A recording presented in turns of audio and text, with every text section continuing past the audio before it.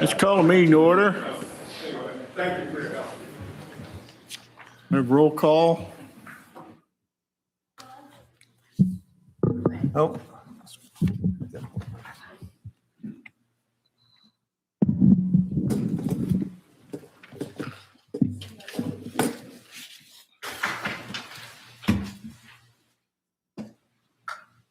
Councilmember Colbert.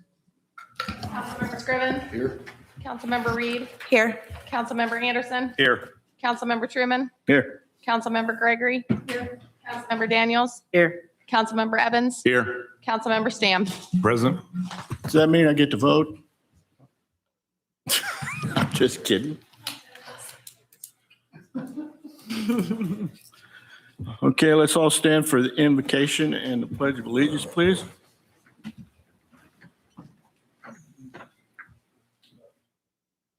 Pray.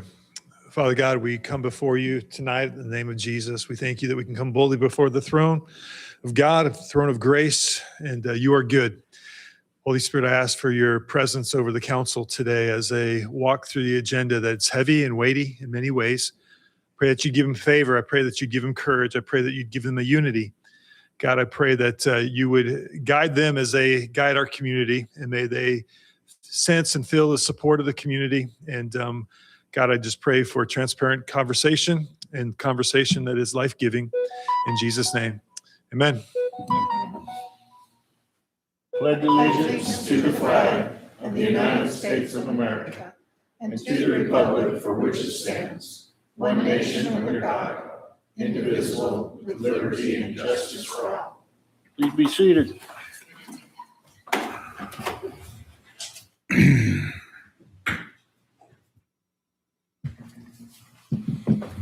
Approval of the agenda, tonight's agenda. Make a motion to approve the agenda as presented. Second. Have a motion and a second to approve the agenda for tonight. Any further questions or comments? All in favor of the motion, signify for raising your right hand. All opposed, same sign. Motion carried. Moving on to administration agenda, the minutes of the council meeting, June 16th. Move to approve the minutes of June 16th as presented. Second. Have a motion and a second to approve the minutes of the June 16th meeting.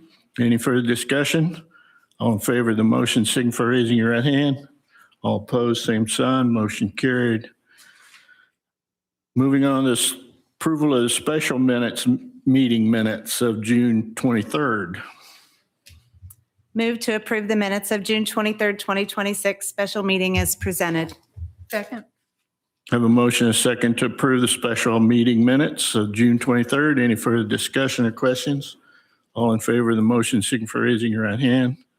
All opposed, same sign. Motion carried.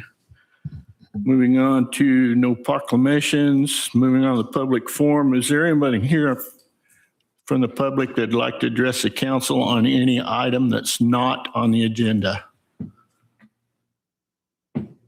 Not, we're moving on. Moving on to appointments. I appoint Jaylene Omo to the rec board, city's position on the rec board for a term to expire June 30th, 2030. And Jaylene's here tonight. Yeah, sitting right back there. I move to approve the appointment. Second. Have a motion and a second to approve Jaylene to the rec center board. Is there any further discussion, questions? I'd like to say something real quick. Jaylene's my neighbor, and I'm always looking for someone to put on boards to get them. Oh, what's the word I'm looking for? Involved in the city more, and they got 2 young kids, and I think she's going to be a wonderful fit. Thank you. Any other comments? All in favor of the motion, signify for raising your right hand. All opposed, same sign. Motion carried. No old business tonight. Moving on to new business. Tyler Francis with Gene Francis and Associates, consideration of a new development. Mayor, council members, I appreciate the opportunity to speak to you tonight. As mentioned, my name is Tyler Francis. I'm with Gene Francis and Associates. Our real estate business has been in business for over 40 years. We're proud to service the community, not only locally here in Sedgwick County, but also abroad. across the state of Kansas. A lot of our business is focused in the metro area. We are focused traditionally on selling land, farmland, recreational properties, but we have seen multi-generational landowners become approached by development opportunities. And this is one that I wanted to share with you today as it relates to the city of Valley Center. Not just Valley Center, but we have properties listed near Goddard, Garden Plain, Cheney, Hayesville, Mays. But the question regarding this property that we wanted to visit with City Council today relates to the previous meeting and visiting with Ms. Cindra Castens. We appreciate her efforts and communication. But this property, the landowner is here with me tonight, Mr. Mark Rogers. This is a family-owned property of multi-generation. So not only is this meaningful from a monetary standpoint, land value standpoint, but also emotional, as this was inherited property. And so the conversation of actually selling land for potential development opportunity is multi-purposed. The story behind this property, at least with my involvement, started last year, visiting with the previous city administrator, Mr. Brent Clark, as well as Mr. Kyle Fiedler. We had good discussions about best use and ideas, as our job as Gene Francis and Associates is to market this property for best use, maximizing the value and meeting the goals of the landowner. During discussions with the city administrator, seeing opportunities for growth in this direction north of the high school, started to discuss the idea of utilities that could reach this property, as it seemed to fit the idea of a new development for Valley Center. Being on the corner of 101st and Meridian, popular blacktops, this makes sense. And so we started to pursue and market the property. We engaged multiple developers and actually under contract with a developer to sell this property with a due diligence period in the contract. Now, during that time, the change in city administrator occurred. And so we welcomed conversations with Cindra Castens and had some very good conversations about the city of Valley Center's capability to take on more developments and a timing of such, and the need to generate all of the information that you presented tonight, which, by the way, that's very well thought out. It's impressive. I'm not saying that because I'm standing here with a microphone in front of my face and you are sitting here in front of me. I've worked not only in my family business, but also in the asphalt industry. My previous career prior to my family business was working in asphalt paving construction. I've worked from Mexico to Canada, Rockies to Mississippi. I've worked in Australia. I've worked in China. And seeing the benefit of economic development related to infrastructure is important, but also from the stewardship of the city to honor the taxpayer dollars. It's part of the related reason why I'm here to talk about this property. We're marketing this property for sale as potential land development. And with the information that you received, that's a lot of information to swallow. And so I appreciate that. But what our interest, landowner Mark Rogers and I are interested in, is the city of Valley Center interested in doing more developments in the short term. I heard a lot of information from the finance director of there may be some challenges in the short term within the next few years.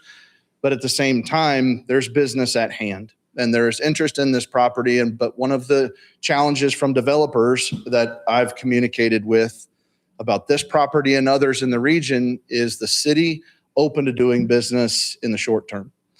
The previous contract that was it ended up falling through. It did not execute because of the timing of not being able to come up with that answer in the short term.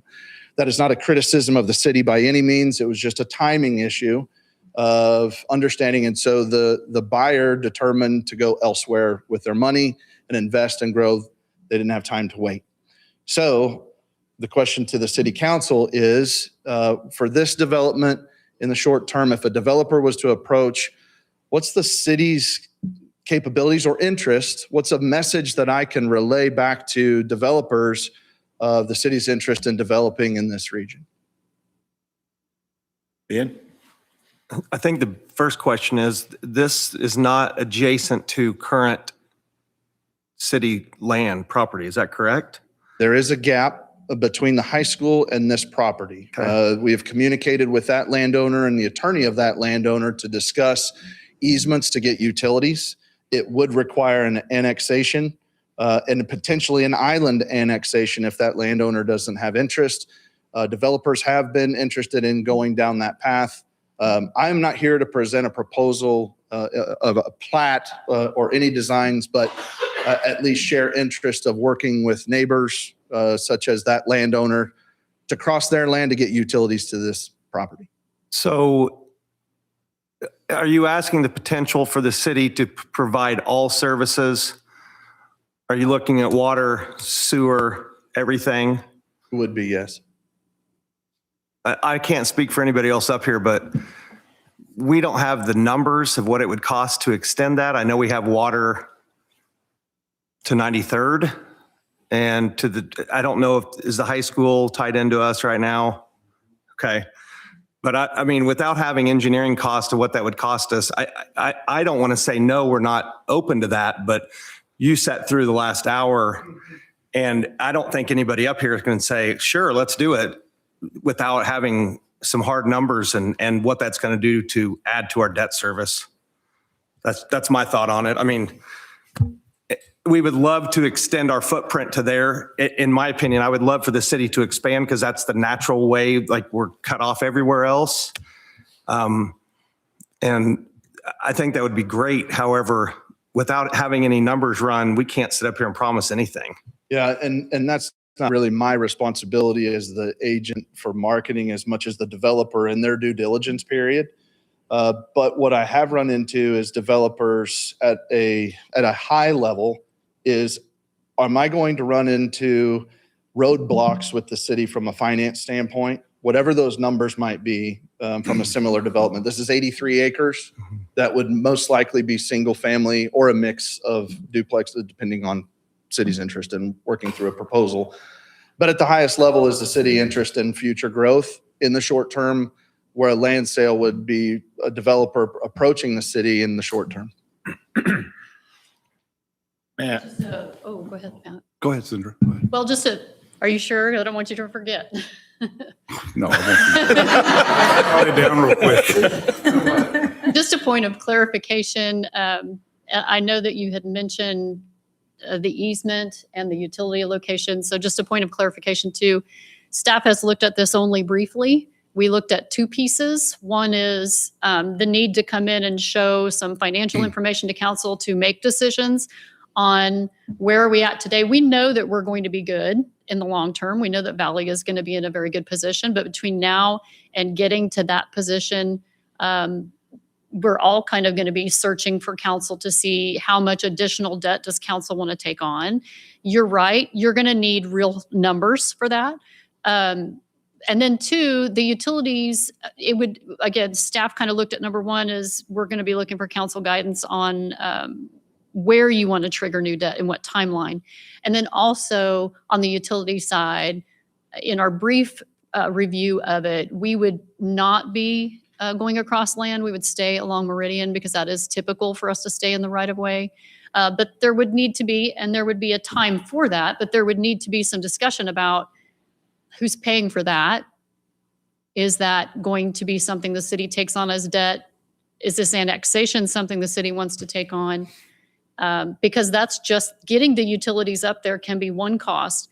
Then you have the water, sewer, streets, everything there that's going to be assessed as specials. So there's two big pieces looming there, not just the traditional specials assessments, but what is the role the city is interested in playing on the cost of getting the utilities to that location, because it is not city limits now and it is disconnected.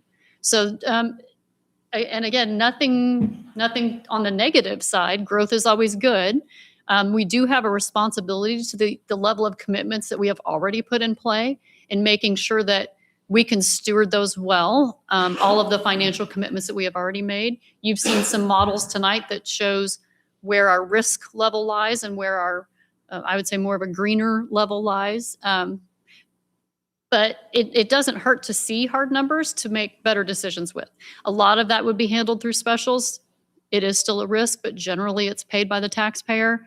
But then there's that piece of getting the utilities to that location. So there's going to be a lot of entities probably looking to see where council's at with new development.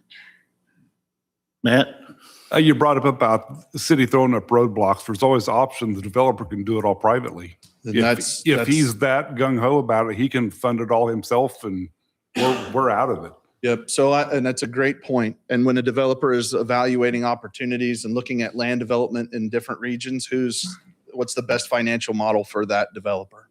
And traditionally this partnership has been successful and developers are continuing to look at that. So I would argue that a developer for here is the city willing to participate and partner in development growth at this in the short term?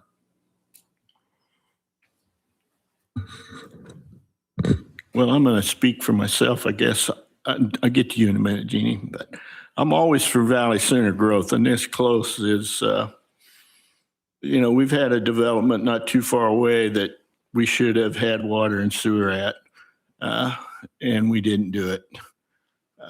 And to me, if anybody's going to develop this close to Valley Center, we need to service them with water and sewer, not just put them in the city limits. But I'd rather, like I told them, I'd have rather seen dirt roads with water and sewer than no water and septic tanks. So I'd like to get some hard figures from our engineering group or somebody to see what it'll take to get it there. And then we can have this discussion. But I think it's kind of early right now. I mean, sure, we can sit here and say, yeah, we're all for it. But those hard figures, that's almost a half a mile of water and sewer, almost a mile of water and sewer if we run it all the way to 101st Street. So there's some pretty good expense involved in that the city would more than likely be responsible for. I'll put it that way. Yeah, the models that we've looked at have been a connection to the high school, just to the south end of the property. Yeah. And that's about a mile. From the high school to the south end of the property? Oh, to the south end of the property, that's about a half mile probably. Probably less than that. That's the half mile line. This is an 80 acres north and south? Yeah, but you're still crossing, you got to go down Meridian. So you got to go all the way to your dog leg up there on this southwest corner to attach into then, because there's no easements through that section of property. Yeah, and that would be our goal. Cinder, did you have anything to add? I think there could be a couple of different approaches to this as well. You need numbers to make a decision. Right. A developer is probably not going to want to invest in determining those numbers if it's just a dead issue. So it's probably going to take a little bit of both on each side, an understanding on whether or not council is even willing to entertain, and then really bringing in those models and putting them in a couple of different buckets, because I think that one of the things we definitely want to be doing going forward, when you read our letter of credit agreements, there's language in there about the ability for council to review what the cost is going to be to the property owner and what those specials assessed. And you guys can actually look at that and decide whether that's going to be too extreme of a cost as you're reviewing some of this data. So there's some points along the way that I guess as long as the developer understands that there could be a point where Valley Center decides that's not a financial model that works well for them. And then the costs that they had incurred, they would just be out of those costs. But I think there's definitely ways to make sure that you can hit those milestones that are going to be important for everyone, as long as we're very clear and upfront about it so that everybody understands how we're approaching it. But at the end of the day, depending on how you decide those specials to be assessed in those petitions and what percentages are going to be paid back by the property owner, if it's all going to be paid back by the property owner or not, and what's that max amount that Valley Center thinks is responsible to that property owner. Those are the two things. Because what I'm not sure we could do in the short term is take that debt on ourselves, if all that makes sense. Correct. So really, Jeannie? Oh, excuse me. So, Senator, you said in Jet both said that the utilities would run down Meridian, but it would run across the property from the high school up to their property he's talking about. Typically, don't they charge the property owner? Don't they assess the property owner for the utilities that's in front of their property? Isn't that typical? I mean, like, I know when I lived out on an acre, I had to pay for the utility. I lived on a curve and I had a lot more assessment to pay for because I lived on a curve. But don't they typically do that? So are you referring to how the specials assessments are, like what portion of each special is attributed to each property? Is that what you're meaning? Not to each property, but to get the water from the high school to their development across the property that is not in the city limits by the cemetery. That's what I'm talking about. That property would be assessed? Yeah, would that property be assessed? Or would that be what you're talking about That in would be- general, the general That- city tax? If that property is not benefiting from that service and it's just crossing that property, which again, to be clear, that's not staff's recommendation. Staff's recommendation is to be in the right of way along Meridian. But if for some reason we can't be in the right of way along Meridian and we had to cross private property, that property wouldn't be assessed for that being located there. We would actually have to, we would basically have to pay for easement to cross that property. That property wouldn't be assessed for that cost of that line unless they were benefiting from it. And then it would be at the percentage that would be attributable to it, Okay. if I'm Yeah, understanding the question. yeah, you explained it, yeah.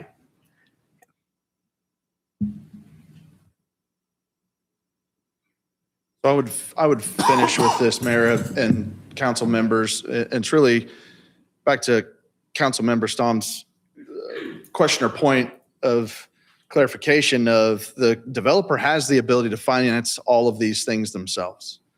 I think the question that I have to finish is appreciate not having hard numbers, and you'll need those to make educated decisions specifically, but at the highest level, based off the information that was given in the previous hour meeting, is the city open to working with a developer from a financing standpoint in the short term? Without knowing numbers, but just philosophically. So that I can go to the developers that have interest in negotiating a contract on a piece of property. They're more interested in executing a contract if there is open opportunities working with the city to develop and partner with. Ben? What is short term? Within the next 2 years. I'm personally not comfortable committing to anything additional because of the sheer scope of what we have going on in the city right now. And you asked the question and I'll answer that question is I'm not comfortable committing my one vote to that. Matt? I concur. And I also realize that we're going to probably miss out if this property gets sold and developed as a rural piece that some others have on the outskirts of our city. But that's the risk that we have to, we have to assume a risk if we were to say that, because to make that make sense, to add all those utilities, you've got to have pretty densely populated development. Correct.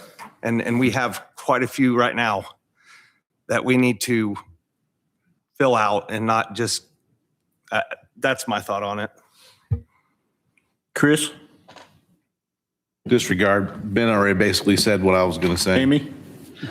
I agree with Council Member Anderson. I would love to jump at this because I love the idea of us growing, but unfortunately the timing isn't good. If you came to us 3 to 4 years from now, I think it would be a different story. But for now, I'm not comfortable with incurring any more debt. We don't need to make a motion or anything, do we? It's just a consensus? Not need to make a motion. And I think it's something that if this is the temporary direction of council, it's something we should visit frequently because we know that growth is very important. And we certainly don't want to shift our direction to where we're staying very far away from that for very long. that is important. I just want to make sure that we close on that. And an understanding and a statement to the public. Yes, it sounds like we are prioritizing the investment currently made in the area and making sure that those are responsibly getting our resources and our efforts today. But I think that what we could do is probably look at the projections and figure out how soon we could do something with developers so that we could maybe get on some timelines to stay active. I would hate to leave just the no, a hard no, but yet continue to work on discussions on when we could open those timelines. I think if we get some harder numbers and, something to look at, to compare to and see where we stand with those hard numbers, the situation might be different. Ben? I just wanted to make sure I was clear, Tyler, that it's not that this would be a huge piece in our expansion going forward long-term for what the expansion of the city could be, but the timing of it is just, it's not great for us. And like so many others have said, that we're the stewards of the taxpayer money. And I think that would be irresponsible for us to commit to that right now with what we're going through as a city. So I appreciate you coming forward, though. Please don't take that as a no forever, as Sandra said. Sure. Chris? But go ahead, please. Well, you keep stealing what I want to say, but I just wanted to throw out there too, that this is not a hard no. I think, thank you so much for the opportunity. It's not that we don't want to expand. We do, but once again, it comes to that timing. Very good. I appreciate the time for the mayor and city council. Thank you very much. Thank you. Okay, moving on to the Fifth Street flood control pump purchase. Sounds like Rodney's on board. Hey, Mr. Mayor and members of council, before we get started into this, okay, we fixed some of it. We have before you a invoice to purchase a submersible pump for the Fifth Street flood control. This invoice came to us, and in an effort to follow our purchasing policy, we were searching for quotes that we were searching through council agendas, and we did not find any. With discussions with the vendor, we discovered that this pump was ordered by a previous utility and no quotes were obtained. So as it were, we have the pump in our possession. We need the pump for the Fifth Street flood control. Coming to you afterwards for the approval of the purchase.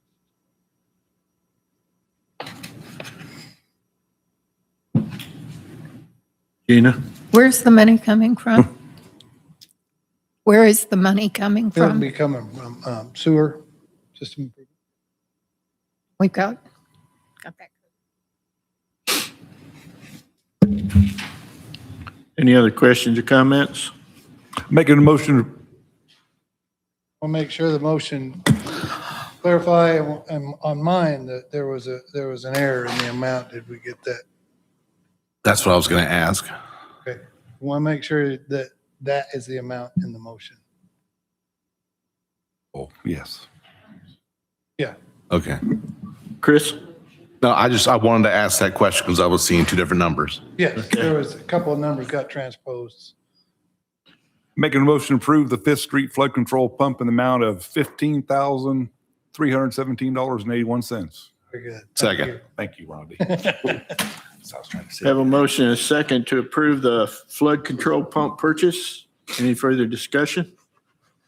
All in favor of the motion, signify for raising your right hand. All opposed, same sign. Motion carried. Thank you. Moving on to water treatment plant change order number 5. This change order involves bringing gas service to our new water treatment plant building. So when they reached out to Kansas Gas to get gas service to the building, much like we do with electric, we reach out to that utility. They confer with their engineering department to engineer the service into our building. With working through that, it was discovered we had to extend that main a certain range and then extend the service. With that,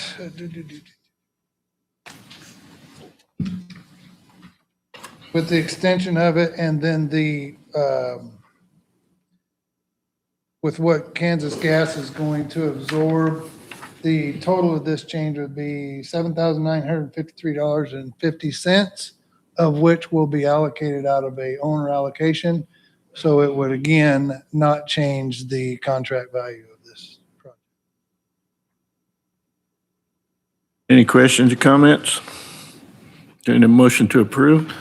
Make a motion to approve the water treatment plant change order number 5 for a gas main and service extension in the amount of $7,953.50 and approve the mayor to sign. Second.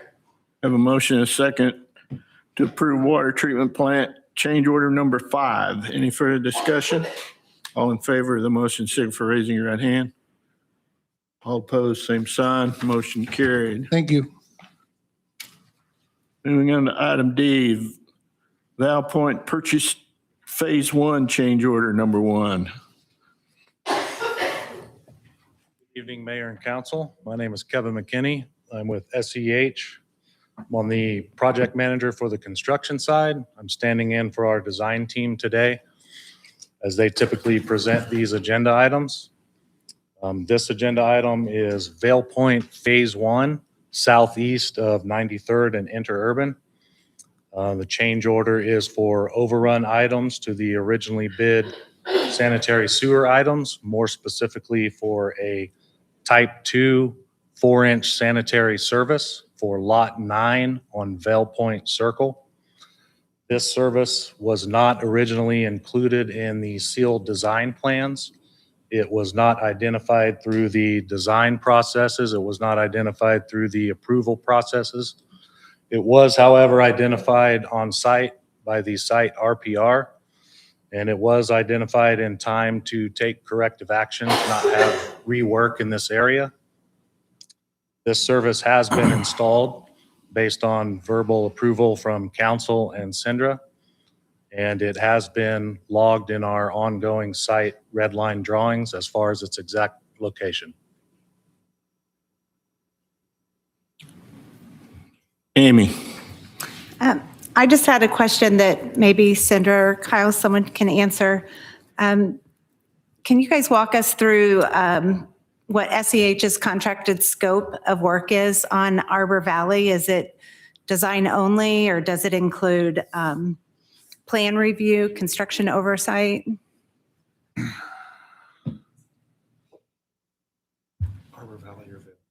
So SEH. Oh, would- Vale Point, I'm sorry. That's okay.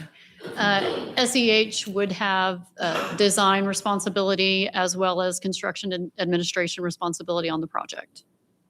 And the plan review as well, or? So plan review would occur through the city, through our plan review process. And if Kyle wants to jump on that, then he can explain that step by step for you so you can get a view of that.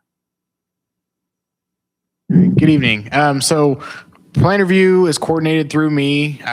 Those that review the plans typically are going to be Rodney, PEC, and then Cinder and myself, at least for the design plans. When it comes to platting, Lloyd and Neil are involved in that as well. But so we coordinate it. We send the comments off to the engineer. We send the comments off to the engineering firm that's designing it. So that includes PEC's comments. And then if there's back and forth, we kind of go back and forth in that process until the city staff are satisfied with the plans. Okay, thank you. Matt? Nothing really for you. It's probably more for Sindra. Is this something, what's your administrative right to go ahead and approve something? What's your dollar amount to where you could say, go ahead and do it, and then we just get this on consent agenda to where we're not approving these little $1,000 things? I have no authority to approve a change order according to our code. It has to be approved by the governing body. That's something that could possibly be changed by this governing body if we so wish. If the council wanted to consider,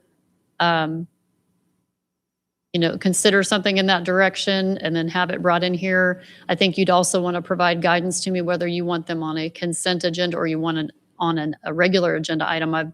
Because that has been kind of brought up to me before, is that it's not preferred on a consent agenda because then there's no opportunity to talk about it in an open meeting. But that's certainly something that we can consider. I think we all know that we're kind of facing a period of time where there could be multiples. And right now, they all have to go through you, which is good, and they need to. But yes, what we are being faced with routinely is the additional mobilization charges by not being able to get the answer to the contractor in the field in between council meetings. Yeah, I just think because that's something that could be done right when they're there working versus move on down the line and then have to come back and do it. To me, it'd be more cost effective to do it if we could just figure out a dollar amount that we could tell you to approve without. So yeah, still bring it to council, but give them the go and I right when think- they're there.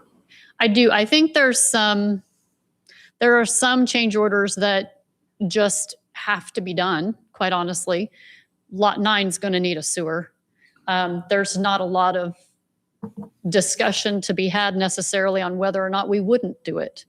I go back again to the effort that we're putting into from a staff perspective to have a really good process early on.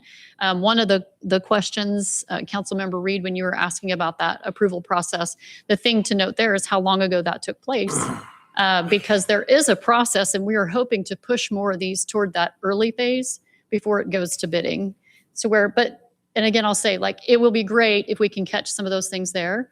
I want to always be very upfront. There will still be change orders to some degree. I never want to leave you with the perspective that once we get an amazing process on the front end, that you're never going to have a change order, because that will never happen. But you know, we're hoping the more eyes we get on something, missing sewer on a lot could maybe get caught. But if you want me to prepare something to bring into council to deliver that authority to the city administrator in the interim until it's brought in here, but allow the project to proceed, I can do that. I guess I just have one question. It's not for you, Sandra. It's for, SEH has brought us a lot of change orders for mistakes that have been made.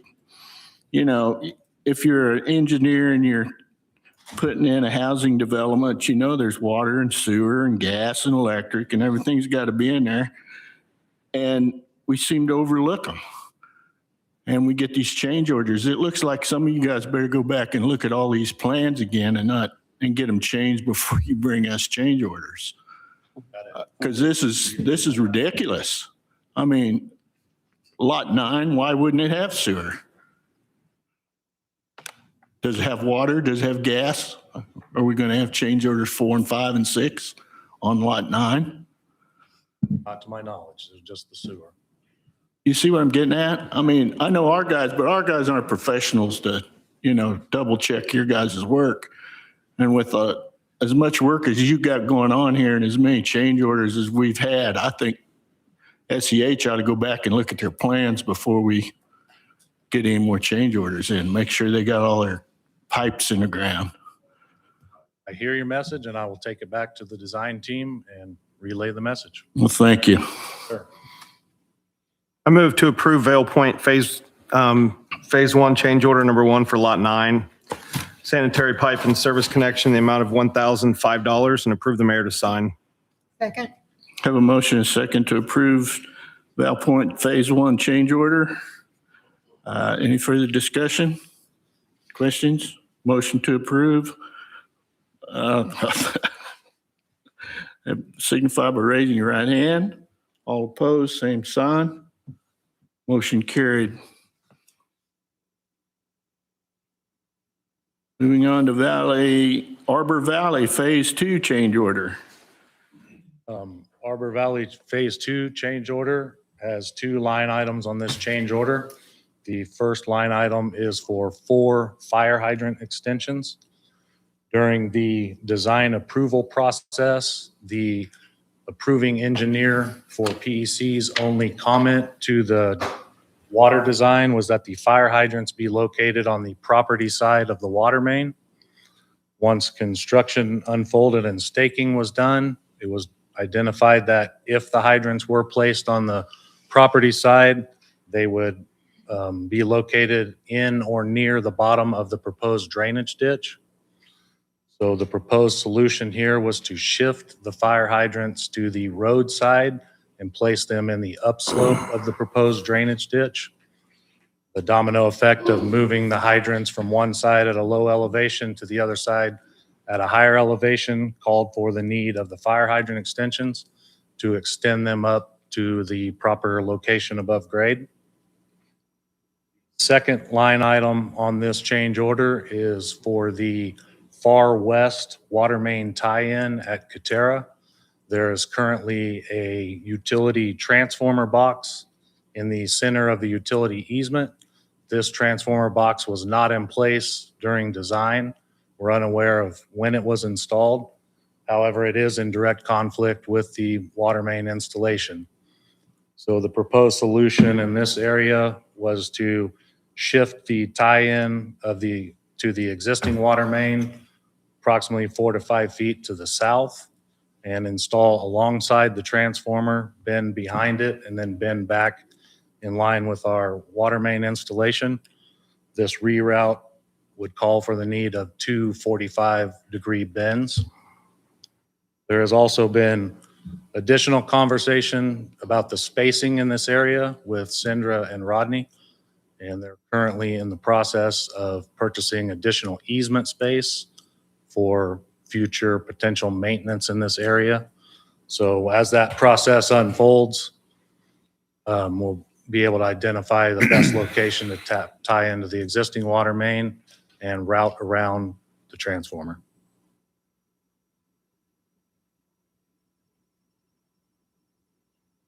One thing I might add, just to keep you well informed, that because we had to obtain easement, which I don't believe that got signed today, I'm not sure. But because we do need to obtain easement, there likely will be remobilization on this one because we will have to delay being able to just continue while they're there working, backing up and then having to reevaluate where to place it and then realizing we don't have enough room. Now we're going to need to get that easement. That doesn't happen overnight. So this is to keep the project moving, but you can potentially expect some remobilization costs on this one yet to come. Amy? I have a question. In the past, we've used other engineering companies like PEC and like the Meridian project was done by PEC Engineering and it won awards. I'm curious how we chose to use the SEH engineers for these housing development projects. Was it a staff decision? Was it a developer decision? Was it part of the RFP? How did I feel like somebody who's done extensive work for the city, an engineer that has ties to our city, has a little bit more accountability. And right now I'm a little concerned about the multiple change orders. Like I know some are inevitable, but the fact that they didn't catch needing to do that with the fire hydrants and I don't know, I'm just curious how that was decided that SEH engineering would be utilized. I'm probably going to lean into council on that because obviously I was not present for that. I do not find that there was an RFP process performed. And I'm not sure why the city's engineer was not selected for the work. So I guess I'm going to lean on council to maybe have the history. I do not. Developer chooses the engineer. The developer usually chooses whoever they want to work with. Usually one developer always usually works with the same engineer on every project. I can give you some backstory that I've learned. I was not here at the time, but my understanding was years ago, PEC was the only engineer allowed to design our infrastructure.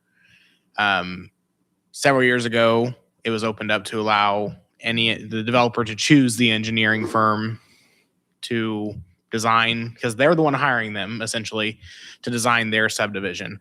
Our city engineer, PEC, reviews those plans to make sure that they meet our city standards and or KDHE standard, whatever, make sure that they're compliant plans. So PEC does not design them unless the city hires them to design a project, which they did with Meridian. And Kyle, make sure I'm giving accurate information here, but you're correct in that the developer would pick the engineer, and there's a bit of a gray area, because I've asked this question when I came to Valley Center, because there's two phases of work there. There's the preliminary work, which would come in for preliminary platting and information like that, but then there's the design of the infrastructure. The infrastructure is the city's project. True. That's the point I want to make very clear here. You're kind of talking about two different pieces of the project. I absolutely, and I'm not making a statement of opinion, but just for clarification purposes, the developer should definitely be involved in the selection of the engineer to help with them with that preliminary process. That's the entity that's going to help them with that dream and that development and what it's going to look like. And that should absolutely be their selection to do that. I can't tell you what's right or wrong on the second piece of that. All I can tell you is that that's the city's project under the city's purchasing requirements with the city's financing, and we're going to own the infrastructure and the product. It's connected to our infrastructure and our system. Point of clarification. Amy? With the other housing developments that we have going on in the city, has the engineer already been selected for the city portion of those? I'm going to lean on Kyle a little bit because the development phases are what's going to matter. Okay. And SEH probably answered this better, but to my knowledge, all of the projects currently under development are, I believe SEH is designing everything because Vale Point's SEH, Arbor Valley Phase 2 is SEH. Are you guys doing Harvest Place Phase 2? Okay, so Prairie Lakes Phase 5, and I don't know if Phase 6 is coming yet, but right now SEH is pretty much contracted to do all of them through the developers. We do have a new small plat coming, like actually not, it doesn't meet the definition of small plat. We have a new plat coming for a split from a 10-acre lot to 2 5-acre lots. That's a different engineering firm that was hired by that person to do that split. So Rio Bella was designed by Garver. And actually Arbor Valley Phase 1 was designed by JEO. And then that developer switched to SEH. So there's been other engineering firms hired, but the city doesn't, again, the city has not picked the engineer for the design of the infrastructure. It's always been the developer picking their engineer, and they design typically the engineer will just do the plat and design the infrastructure is what we most typically see. Moving forward, is that an option, something we can change where we do have an actual bid process for the infrastructure portion that the city's paying for? Can I get one clarification on that? Just in advance, the contracts that are currently approved are for the particular phase that's in the works, correct? There isn't an existing contract currently for the additional phases coming up. Just a point of clarification. So there might be with the engineer, True. but we don't have For infrastructure. So I guess we would need to look into that a little bit more before we could answer that. And I'm so sorry. Can you repeat your question? Yeah, I would like the option as the city, if we're paying for the infrastructure, to put that through like an RFP process, a bid process, and look at all of our options moving forward, even in the additional phases that haven't been committed thus far. So like with any change, and I don't know why it was apparently one way for many years where your city engineer designed all of the city infrastructure portion. Now we're in this place where that hasn't been happening that way. And we have current developers that are used to one particular process. So I think there's two pieces to this. One would be how would we handle a change with the existing developers to make sure that we're handling that correctly. And then the easier piece is if the council wants to move into a different process for any new developments, we could certainly make that more standard. We probably need to do a little bit of thinking and a little bit of contract review for any of the current developers and just to maintain those relationships respectfully. But it's certainly something that can be pursued. Thank you. I just have one question. I guess it's for SEH. Does this phase this change order have anything to do with the moving of the berms and all that stuff?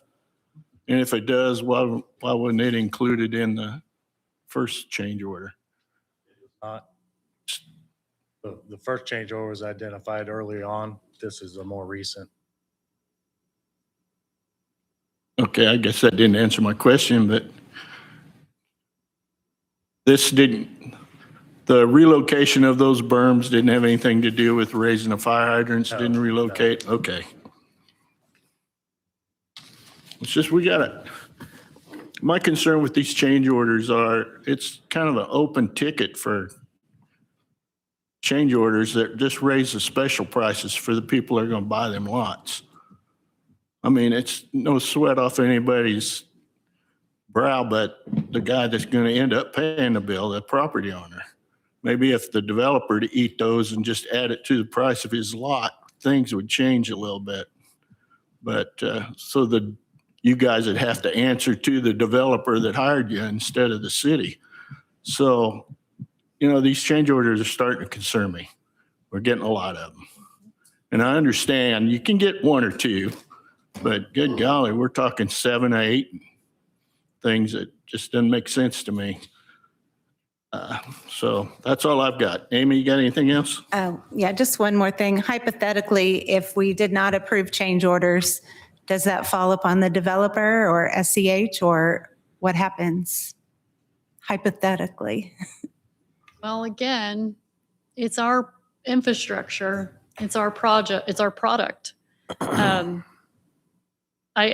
understand your point to that, but ultimately, our infrastructure, it's our project. So we would be the ones that would, obviously, so would the entire project, not just the city, but I don't know what we could do in that scenario to say no when we know we need our infrastructure finished. Okay, moving on. Any other questions, comments? Did I get a motion to approve? I make a motion to approve the Arbor Valley Phase 2 change order number 2 for fire hydrant extensions and 45-degree bin in an amount of $7,450 and approve the mayor to sign. Second. Have a motion and a second to approve Arbor Valley Phase 2 change order number 2. Any further discussion or questions? All in favor of the motion, signify for raising your right hand. All opposed, same sign. Motion carried.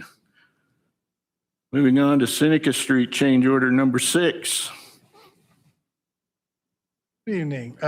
Christy Skaggs of PEC was so kind to come visit with us to help me present this. So, good evening, Mayor and Council. Like Rodney said, Christy Skaggs with PEC. I'm here to present another change order for the Seneca project.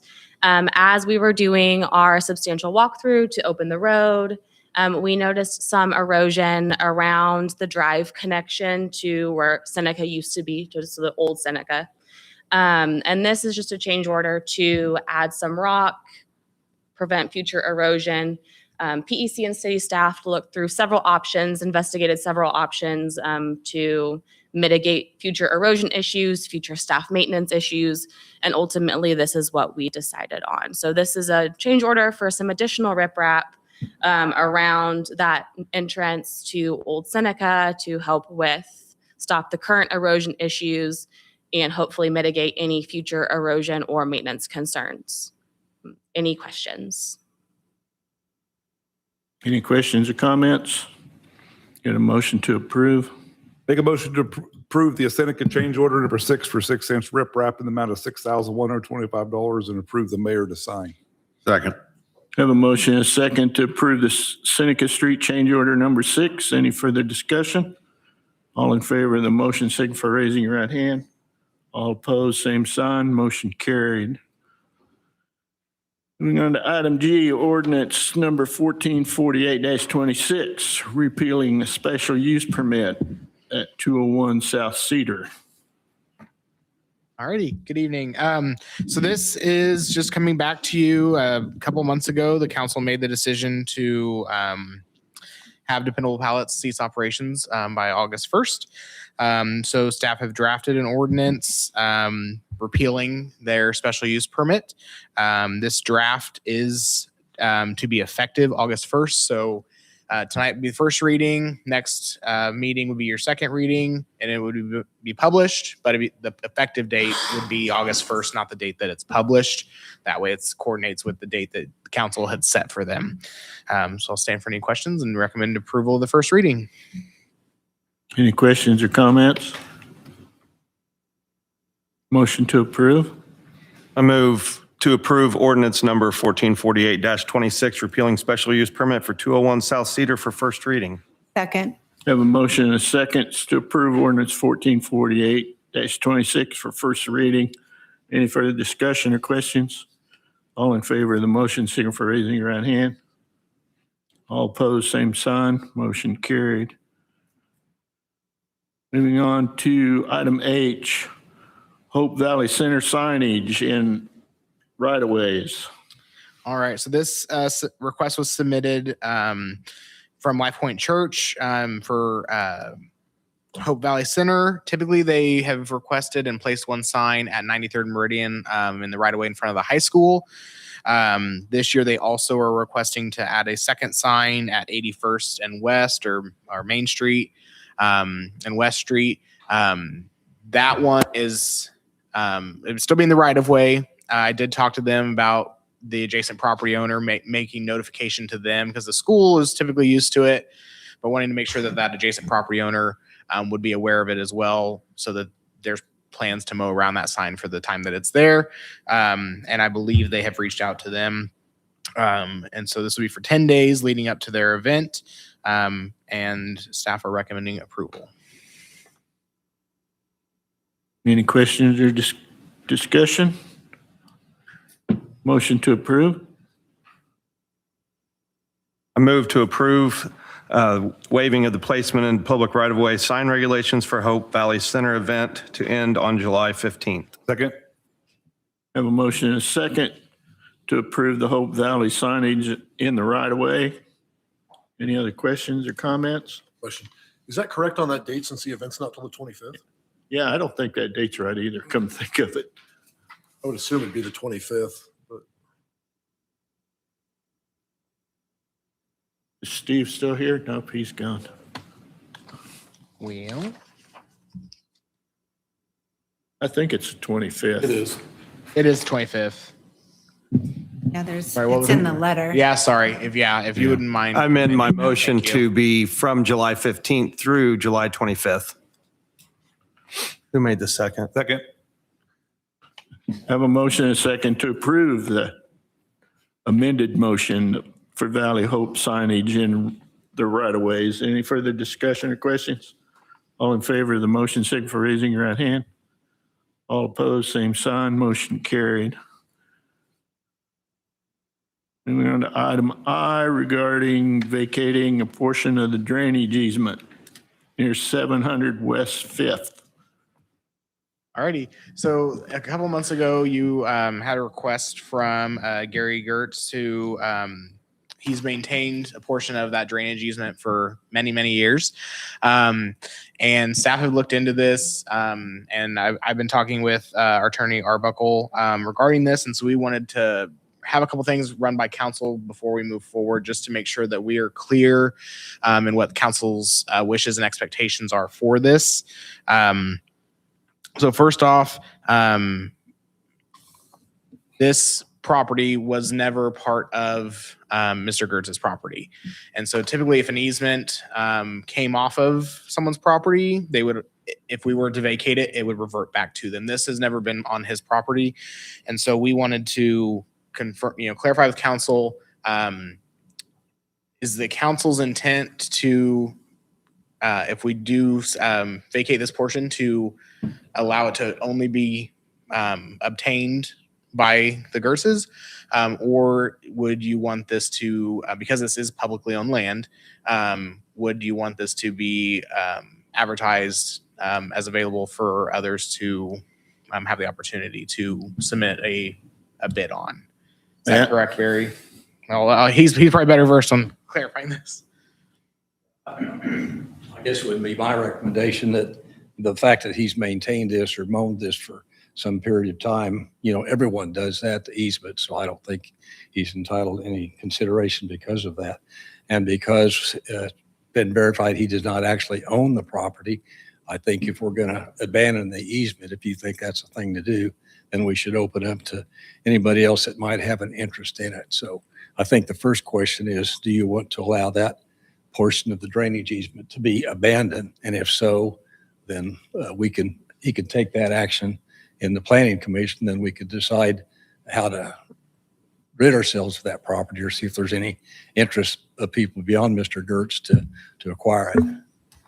But I don't think we should reward him for simply mowing an easement that he would have had to do anyway.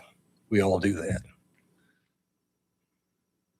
Is that property he's talking about the drainage easement or up to the drainage easement? It's up to the drainage easement. So the drainage turns back west and there's a triangle east of the trees that he has maintained with, he has rock and, been taking care of that for he's been 40 taking care of it years. for quite a I bet. while. Matt?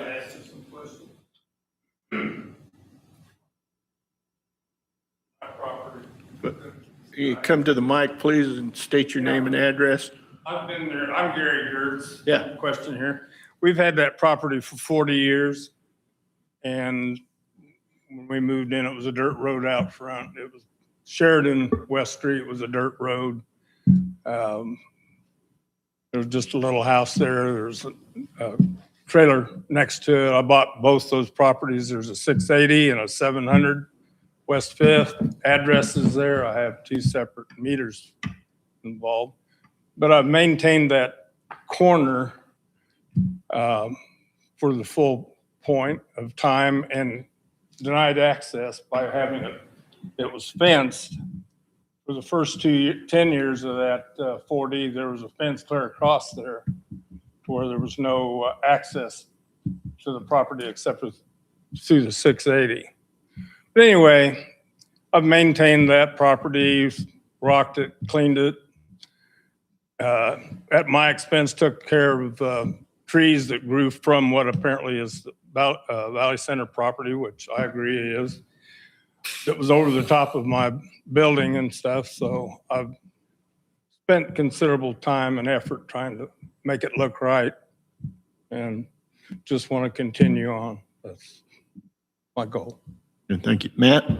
Yes, I'm having trouble figuring out where this drainage easement is on your property because I'm looking at the county stuff and it shows your property and it shows no drainage easement on your property. It's got the 100-foot drainage going north and south that turns and goes up Ridgefield Edition. So it is not on his property, and that's where it comes into if it had been taken from his property, the easement, or if the easement was on his property, it would typically revert back to them if we vacated it. Because it has not been part of his property, that's where Barry and I would like the clarification as to if we vacate this corner, the triangle, it's adjacent to his property. It's not on his property. And so we're trying to determine if the council wants us to advertise this publicly to see if there's anyone else that has interest in this property. What good would the property be? I mean, how big is a piece of property? So staff have measured, it's about from the property line to where the storm inlet is. There's about 49 feet where we could potentially vacate up to that storm water inlet and then a triangle up. So basically where he has his rock, it wouldn't be going into the actual drainage ditch at all. And the stormwater inlet would not be included in that. That's my opinion. It's not worth the effort to advertise it, but that's my opinion. Jeannie? Okay, I agree with Barry, but my parents' property was involved in a similar situation. And it was interesting because Judge Tim Leahy couldn't picture what we were talking about because there's an airstrip and there's a piece of property and then there's our property. So they all kind of go together. We mowed up to the airstrip. but the neighbors wanted that piece of property for their airplane.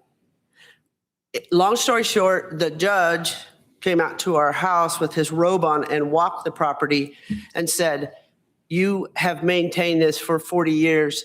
This is your property. And he ruled that way. And I actually have the paperwork that he ruled that way. He said, if the property has been maintained, it was never an easement, it was just a space. It wasn't city. It wasn't the airstrip. It wasn't ours. It was a dead space. If you maintain it, it's yours. I don't know exactly which corner we're talking about on your property, or the space. Along Fifth Street, my property is straight at the end. Yeah, Sheridan dead ends to the north on his property. Oh, okay. Yeah, I know you. Straight north. Yes, I know exactly where it is. Okay. I know what you're I've talking about. got 300 foot along the front of Fifth Street, 600 foot back that goes that are triangles because of the railroad track. Mm-hmm. So there's 2 acres of ground there. A lot of people don't realize that property has 2 acres. So that small area up front there, I've done some research in the past about adverse possession. According to that law,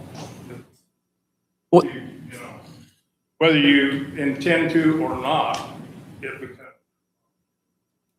Right, and our space was not very big. It was big enough for a half of a basketball court is what could fit on that space, but we maintained it. Hard to pick up over there or rocked it. Right. Ben? That's Kyle or Rodney, is this, if we were to lose this space, does this adversely affect our access to that drainage ditch or anything? No, Rodney and I looked at it, and that's I think it was 49 feet, I think is what we told PEC, and we didn't feel like that would affect the drainage ditch at all. Oh, I'm sorry. I don't have a problem with us selling it to him, but I just don't want to incur any cost on the city's side doing any of the engineering work or anything like that. So We're vacating it.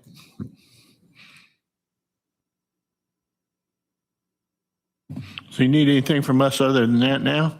So the second question, which Ben just kind of alluded to, is so PEC has quoted us $500 for the survey work to parcel off this piece. And then I'm not positive as far as once that piece is parceled off, I assume that there's some closing fees as well to transfer the deed for that. I don't know what those costs would be, but those are the costs that we're trying to also determine how council would like us to, handle those. So currently any work that would be done for that engineering wise would be on us to do since it's our property. But we could have it done and sell it to him at the cost of what the engineering fees would be. Is that correct? That was the council's wish. I believe we could do that. I'll defer to Sindra and to Barry, but I think we could do that. I do want to get a clarification from Barry, but to respond to you, I think I would avoid the sale piece of that and maybe just have the current owner pay those fees directly. Okay, I wasn't sure if they could do that if we owned that Well, property. Okay. But I do want to get a clarification question on that. Barry, were you saying that you're recommending that it goes to sale or that it's legally required to go to sale? Well, I think it's legally required to go to sale because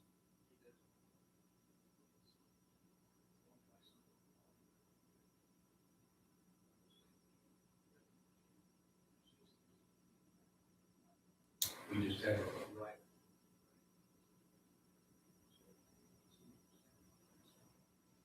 Property, so that.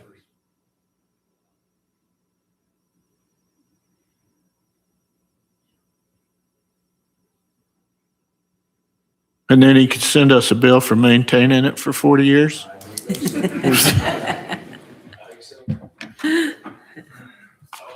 Ben. Barry, is this in any way similar to the easements we did off of 2nd Street, west of the railroad tracks? Well, we own that property. Okay, they weren't easements, they were properties that we owned. Okay.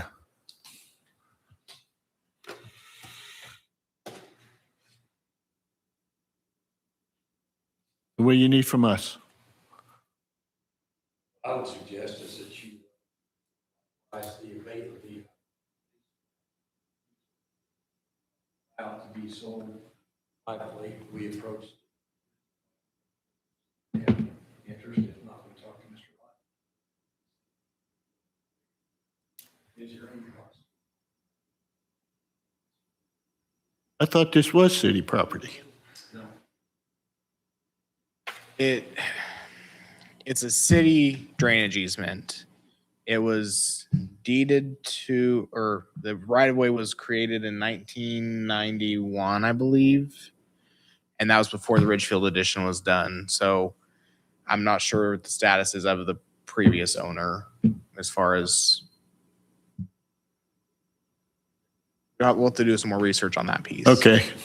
All right. So one thing that we don't have to hear it. We tentatively have the vacation portion scheduled for the hearing with planning and zoning this month. We can always not hear the item. We can always hear the vacation and have the separate parcel created, and then the city can, just determine what they want to do. Well, we have to actually, truthfully, never mind. We have to figure out where the right of way came from. We have to determine what they want to do first, basically. So We have another council meeting between now and July 28th. Can we table it to that meeting while you gather more information?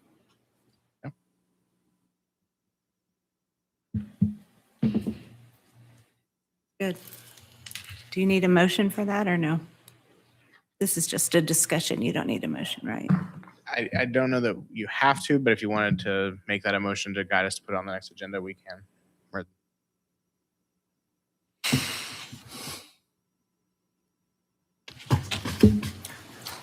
I move to table this item to the next city council meeting.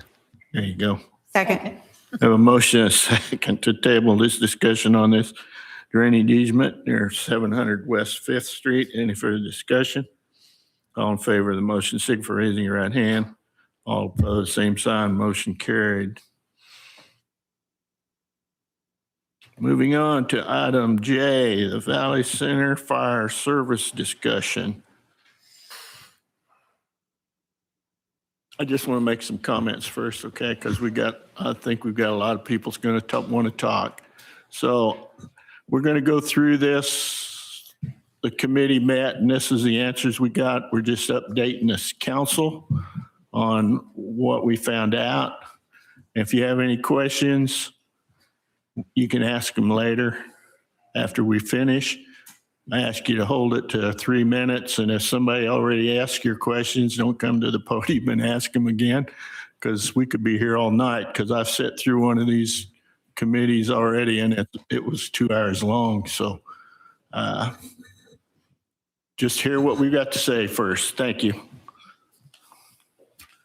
And it is nice to see a turnout. So we're very glad to see everyone here tonight. So we are here to discuss a topic that is, it's a delicate topic. And I'm just going to kind of start out. First of all, let's make sure we're working here. So there is a Valley Center Fire Committee. That committee consists of Mayor Truman, Councilmember Stam, Councilmember Scriven, Public Safety Director Newman, myself, and Valley Center Assistant Fire Chief Josh Tormey and Fire Lieutenant Ben English. The individuals on that fire committee have been meeting and reviewing information, determining options. As you know, following the Sedgwick County Board of Commissioners vote to end automatic and mutual aid agreements, I do want to state very clearly for the public, who I think has been waiting for some information from Valley Center, so we're very happy to be here tonight. But our primary focus, the primary focus of the city, the fire department, is ensuring that our community faces no gap in fire protection. We want to make sure that we state that very clearly. As I stated, this is a bit of a delicate topic, and the approach of the committee has been to be out of a responsibility to the fire staff and a responsibility to the taxpayer. The whole entire effort of the committee was centered on identifying any and all options and providing a neutral presentation of all of these options so that everybody can have all of the facts on the table, and then you can start to work from there. And that's what the intent of this presentation is tonight. And again, just to state it clearly, the Valley Center Committee has been working to evaluate the costs to find safe, sustainable, and fiscally responsible solutions. So I'm going to prioritize some things. You'll hear me repeat them a little bit because it starts to get pretty mucky for those that have been serving on the committee. We've had a lot of discussions and getting into a lot of weeds. There's a lot of details to this topic, but I want to always go back to our main points and our main goals. I want to kind of keep them in front at all times. And that's these two goals right here. And that is the safety to the firefighters and to the citizens, priority number one. And then the financial impact to the taxpayer does come along second, but equally as important. And so that's what we're going to keep in mind as we move along. In addition, as we move along, I want to cover some, just some baseline context for the conversation. Not everybody, this apparently has a little delay. Not everybody understands all of the different functions of the fire system. And so we're going to cover some basics just so that as, again, we build on this discussion, we have some common understandings. So number one, safety standard. NFPA 1710. We know that, and I want to be very clear about this. So NFPA recommends, not required, but does recommend approximately 10 firefighters arrive on scene within 10 minutes for structural fires. Now, I said the word approximate for a reason, because this number can vary depending on whether the department is a career or a volunteer department or a combination department. And that's dictated by the population served, the number and type of FTEs, even whether or not an aerial truck was needed for that event. So this is not like a clear-cut thing. It is, but it's kind of not.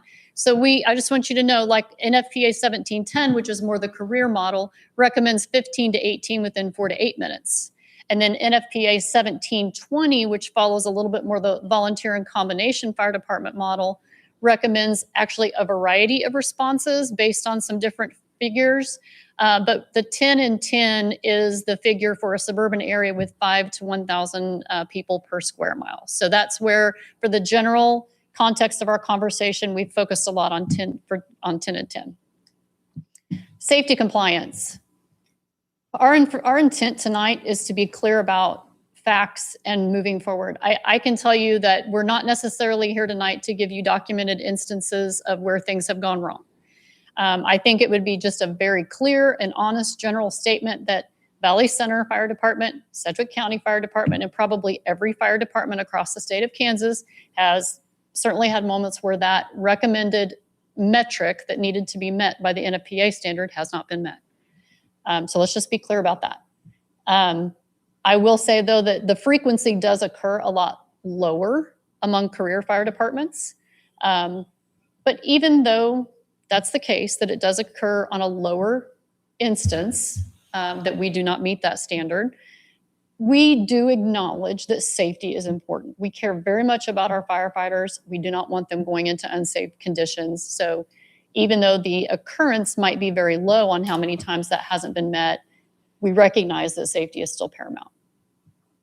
And I did have that last sentence in there because I think sometimes that is overlooked. But when I say that we care very much for not just our firefighters, obviously for firefighters that show up in aid to our scenes as well, firefighter safety and mental health. Our guys are going to go in there no matter what.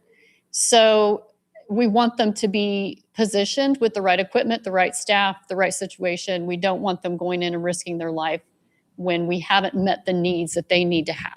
So safety is paramount. The agreements were terminated. This is a clarity, but I'm just going to put it in front of you so you have these dates for reference. On May the 6th, Fire District 1 did terminate the automatic aid agreement with Valley Center. It will be effective August 4th. And then on May the 20th, we received termination of the mutual aid agreement, which does become effective August the 18th.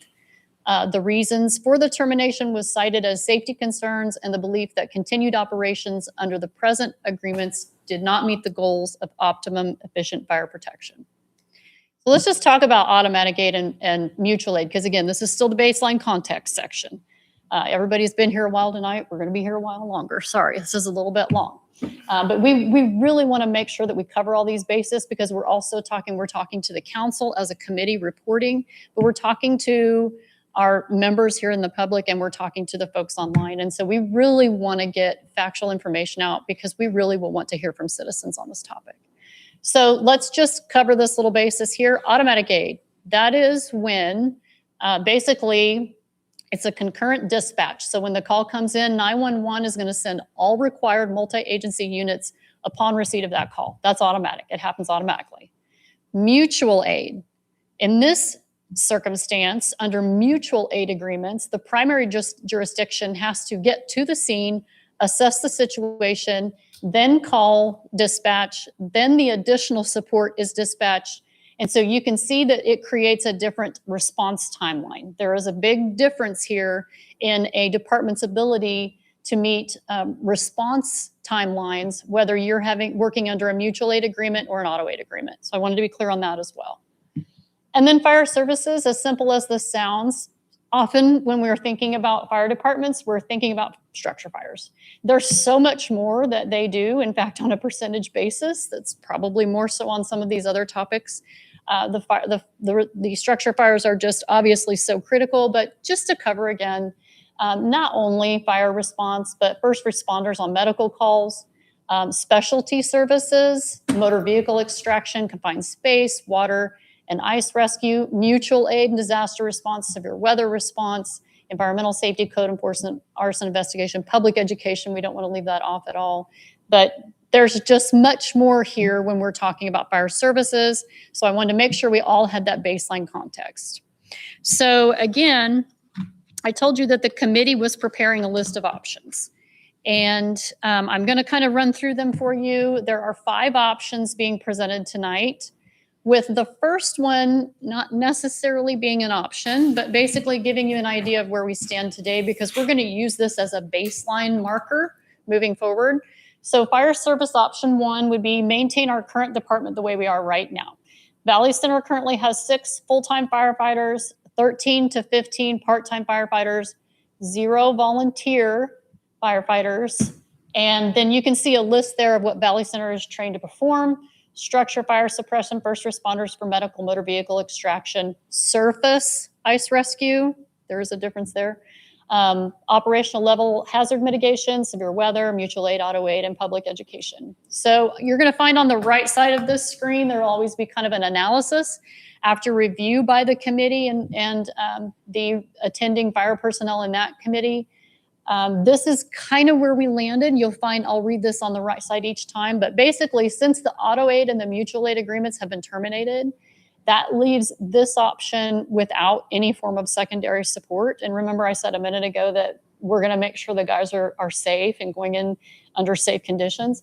So that kind of crippled this model, the current model that we're in, because without increased part-time and or volunteer firefighter staff, this introduces significant unacceptable safety risks for the emergency personnel and the residents, and obviously impacts the ability to meet the NFPA recommendation. So to maintain the status quo, in other words, is really not a viable option. But as I said, we left this in here because we're going to use this as our baseline for comparing. So fire service option 2. Establish more local volunteer and recruitment. So there are different fire department models in Sedgwick County and across the state. Some have a more robust volunteer department. There's just different dynamics for that, but we wanted to evaluate the possibility of it. So what this would look like is if we could launch a targeted public and corporate outreach initiative in Valley Center that would cultivate trained, dedicated local volunteer force.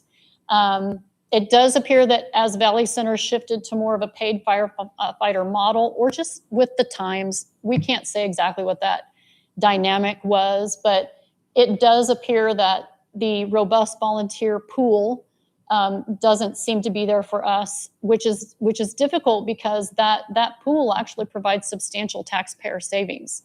And it fosters great community support as well, although even our paid firefighters, often that's amazing community support and pride there. But there is a big substantial difference to the taxpayer.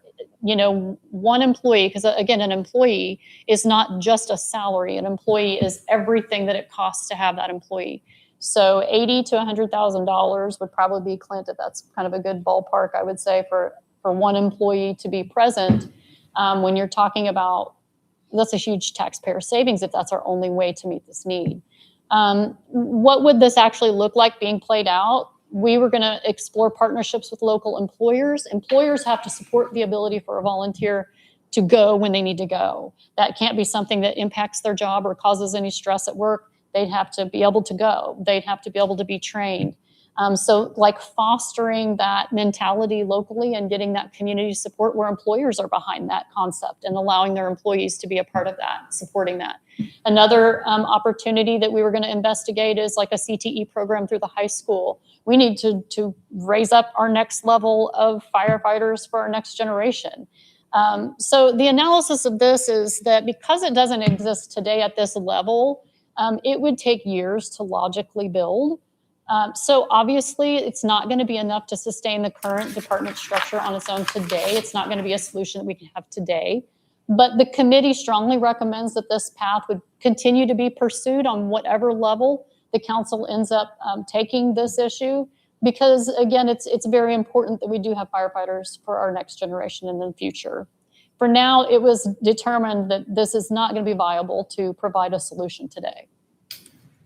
Option 3, pursue alternative regional aid agreements with other communities.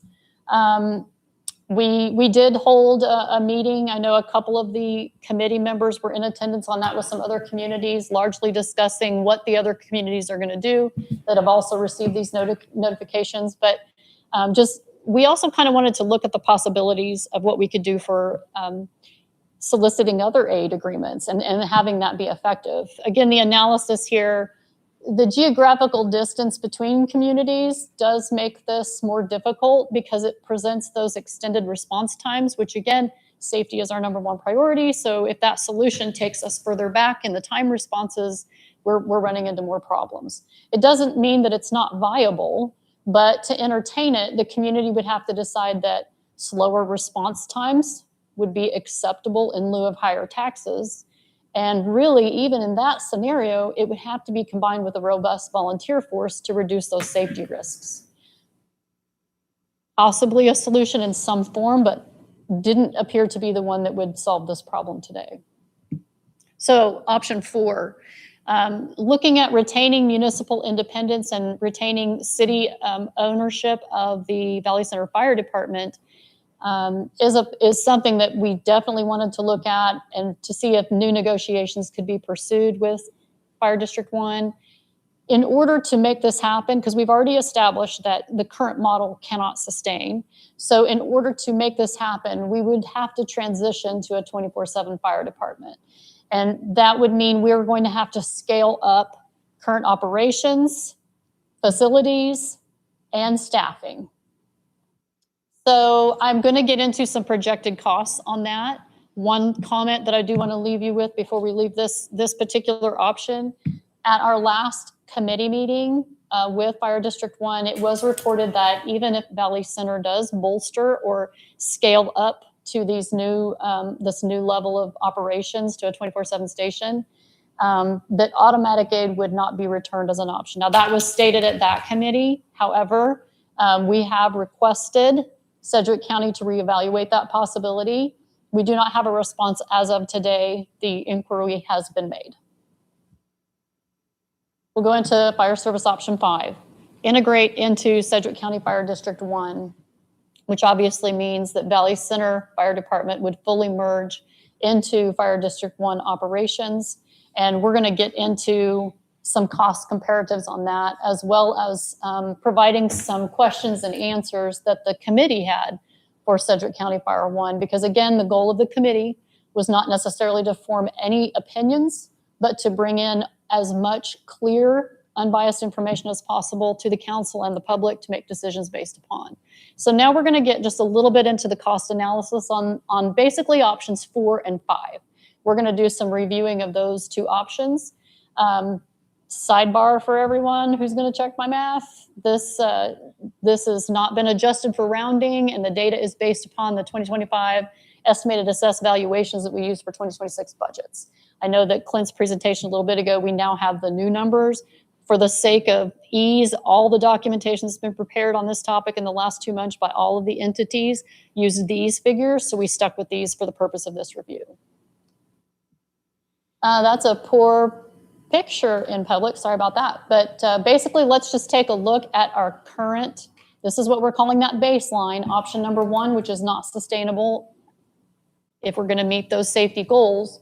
But I'm gonna give you these numbers because I want you to see what the cost of the current operation is today. So obviously there's that 87 million assessed valuation, which makes the cost of a mill about $87,000, 53.656 mills. Bringing in a total of 4.7 million to Valley Center tax base. Now, of that 53.656, 10.52 mills is just fire service only, which is about $923,000. So let's look at that right side there, and what does that cost a Valley Center property owner today just for fire service? And be very clear about that as we're talking today. I am not talking about the city's total mill or the total tax. This cost on the right side comparative is just the fire portion of the city's tax. So if somebody owns a $250,000 residential property, under the current model, they're going to pay about $302 a year just for fire services. And then if it was a $300,000 commercial property, they're going to pay about $789. That's per year, this year, just for fire services. So then let's talk about option 4. Again, apologize for the poor visual. If we bolster, if we scale up operations, we know that we've got to go to a 24/7 department. We're going to have to add at least 4 full-time employees, and additional part-time employees. We're going to have to remodel the existing fire station because it doesn't have living quarters presently, and it will have to have that for 24/7 operations. And of course, we'll have the costs of additional gear. So let's take a look at that really terrible slide that I'm not even sure that I can read from here. Sorry, folks. Yeah. Basically at the top, what you're gonna see, ooh, that's better. Yeah, good enough for now. So at the top, it says as currently budgeted, and you can see 2026, 2027. So that's current operations. There's that 10.52 number that I referenced on the last slide. That's the mills for now, what our current operations would cost. Now, the next grouping in the middle there, we've built in the 4 full-time firefighters, the additional part-time firefighters, the adjusted costs that we would have there. That would then take the mills to 16.74 in 2026. In 2027, we know that it would actually take it to 17.28. We know that for sure because of how the bond on the fire truck that we have right now, the payments are scheduled on the amortization. That's not anything else. It's just kind of adjusting for that. Additionally, if you'll scroll down, Clint, that's just the mill and that's just for operations. But as I mentioned, we're going to have to scale up and we're going to have to do it in 2026, and it is non-budgeted. So what we're going to have to do is the last 5 months of the year, I know the agreements expire very shortly and there's no physical way that we could have staff hired in that amount of time, but we're going to have to start. We're going to have to start working on the fire station. We're going to have to start hiring. We're going to have to start training. So these are costs that are going to be expensed to the 2026 budget that are non-budgeted. So we will have the additional $191,000. That's basically to get us through 5 months of employees. That one-time impact cost, that's for additional fire gear and equipment for the additional employees. And then we've rough estimated a $90,000 remodel cost. Please do not hold us to that. It's a very rough estimation. It could be less, it could be higher. That is an older building. I'm not sure what year that building is, Lloyd. 1990, which is not that, I know that's longer ago than I think. It doesn't sound like that long ago. But any remodel, we don't know what we would get into. So we've kind of put a number to that. That's about $329,000 that we do not have budgeted in 2026 we're going to have to come up with. So in summarizing, just what does that kind of look like if we scale? It's going to take us from 10.52 to 16.74 in 26, 17.28 in 27. It's not budgeted. We do have to come up with that additional 329,000. And then what I really want to point out is these additional numbers down below here, Clint, that in that mill, we do not have the following numbers. So that mill is not complete. And I want to be clear to say that because I don't want the council to get on us a year from now when we know it's going to be higher than what we just projected. Because what is not in that mill projection is the cost of hospital claims. The city is a self-insured health product. So we pay claims. We would have to build that in. That's not in that model. We also know that there is a fire truck that has to be replaced soon. So we would have to bond that. That is not in that model. If we do have to add additional part-time above what we modeled in, and we're still evaluating a little bit of that, there could be additional gear there that we did not build in. And then, of course, we know that currently Valley Center has approved up to 700 homes in development. That is a large increase in community growth. And we want to make sure that we're taking very good care of our community. And that is going to increase base, fire, and police services. So those are not built into this model. So just to be clear on a few of those items. Might have for it to allow me to keep going. There we go. So again, that's just a summation for you of what we just kind of covered. It is very possible to do. It will take some, it will take some time, but it is very possible to do. But just to be clear, it's between 6 and 7 mills baseline to increase, which is about $550,000 to $600,000 a year additional to the taxpayer. Plus the startup costs of the 330, and then those additional costs that we still need to build in there that we don't have just yet. So that's kind of, and again, just to be clear, this is only the cost analysis portion of this. So no, this decision is not based only on finances. I want to be very clear about that. That was option 2 on our list, right? Number 1 is always safety. But I just have to get through this portion of it because a lot of us have wondered what is this going to cost? So that's option 4. Now let's, so let's see what that costs the taxpayer because we know that option 4 is going to be an increase. I can let you read everything on your own on the left side. Basically what we've done is we've just put in what we know is that base model, which is it's going to be 16.742. And if you look on that right side again, once we work in, if we scale operations, what does that do to the homeowner in town that has a $250,000 property? Well, right now it costs them $302. And if we scale up at base minimum, it's going to be $481 plus those other things I mentioned, which is an increase of about $178 a year. And then for the $300,000 commercial property, it would increase from $789 to $1,255, which is an increase of about $466 a year. And again, that's fire services only, not full city tax budget. So that's a summary of option 4. Now option 5. The only thing we really have to go on there is the fact that the statement has been made of what the mill would cost our taxpayers if Valley Center joined Fire District 1, and that statement has been reported to us that it would be 16.75 mils. So based upon that number, if we work that into our same model, now you're seeing some different numbers here because this is Fire District information, their assessed valuation, because of obviously they have a much larger district than Valley Center does. So 1.4 billion in valuation, and you add Valley Center's 87 million to it, then they're just right about 1.5 billion, making the value of their mill around 1.4 million. So the total mills that they're saying would be used is a 16.75. So let's go over to the right side again, and let's look at what that does to the taxpayer. And obviously the numbers are very, very close because the mills are very close. So the $250,000 taxpayer, it's going to get an increase from 302 to 481, which is 179. And on the commercial property, it's going from 789 to 1256, which is about 467. Quick disclaimer before I move off this slide, I'm not trying to represent Sedgwick County Fire District 1's anticipated budget costs. I'm just basing this off of the mill that was reported to us. So then I just tried to put them side by side. So the top one is option 4, the bottom one is option 5. And then you can see kind of that it's $178 on the, if we bolster additional to the taxpayer, $179 if we join Fire District 1, and then 466 and 467. Very, very close cost comparative. We'll go ahead and go to the summary there on the other side. And again, number 1, the mills are almost the same. Both, I just want to be really clear about this.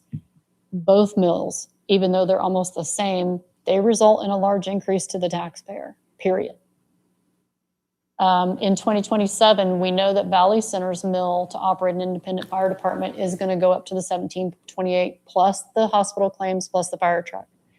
And then we don't really know what the increased growth of the community is going to cost, but we know that eventually it will bring some addition. Sedgwick County Fire District 1 has reported their mill for 2027 to remain at 16.75.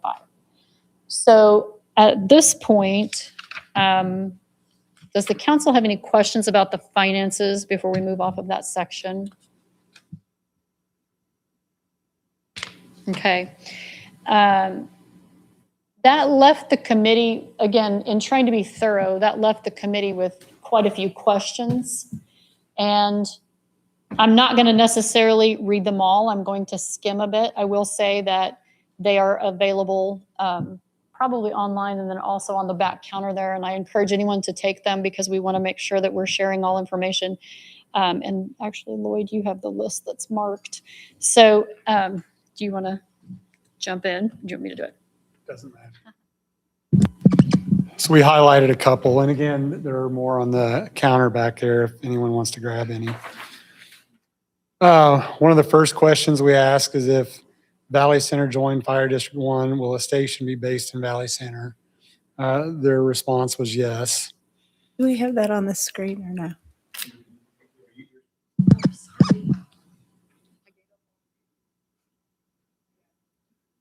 There, we can read along. So if yes, how will the station be staffed and operated? We wanted to know the number of staff, type of shifts. It would be staffed, they said, with 3 personnel, 24/7 when facilities are capable of overnight quarters. Initially, equipment would be the engine, tender, and a brush truck. More could be added if Valley Center call volume demanded it. We wanted to know, what do you estimate your response times to be to Valley Center citizens? They went off of some of their other response times, specifically in this Bel Air and Hayesville.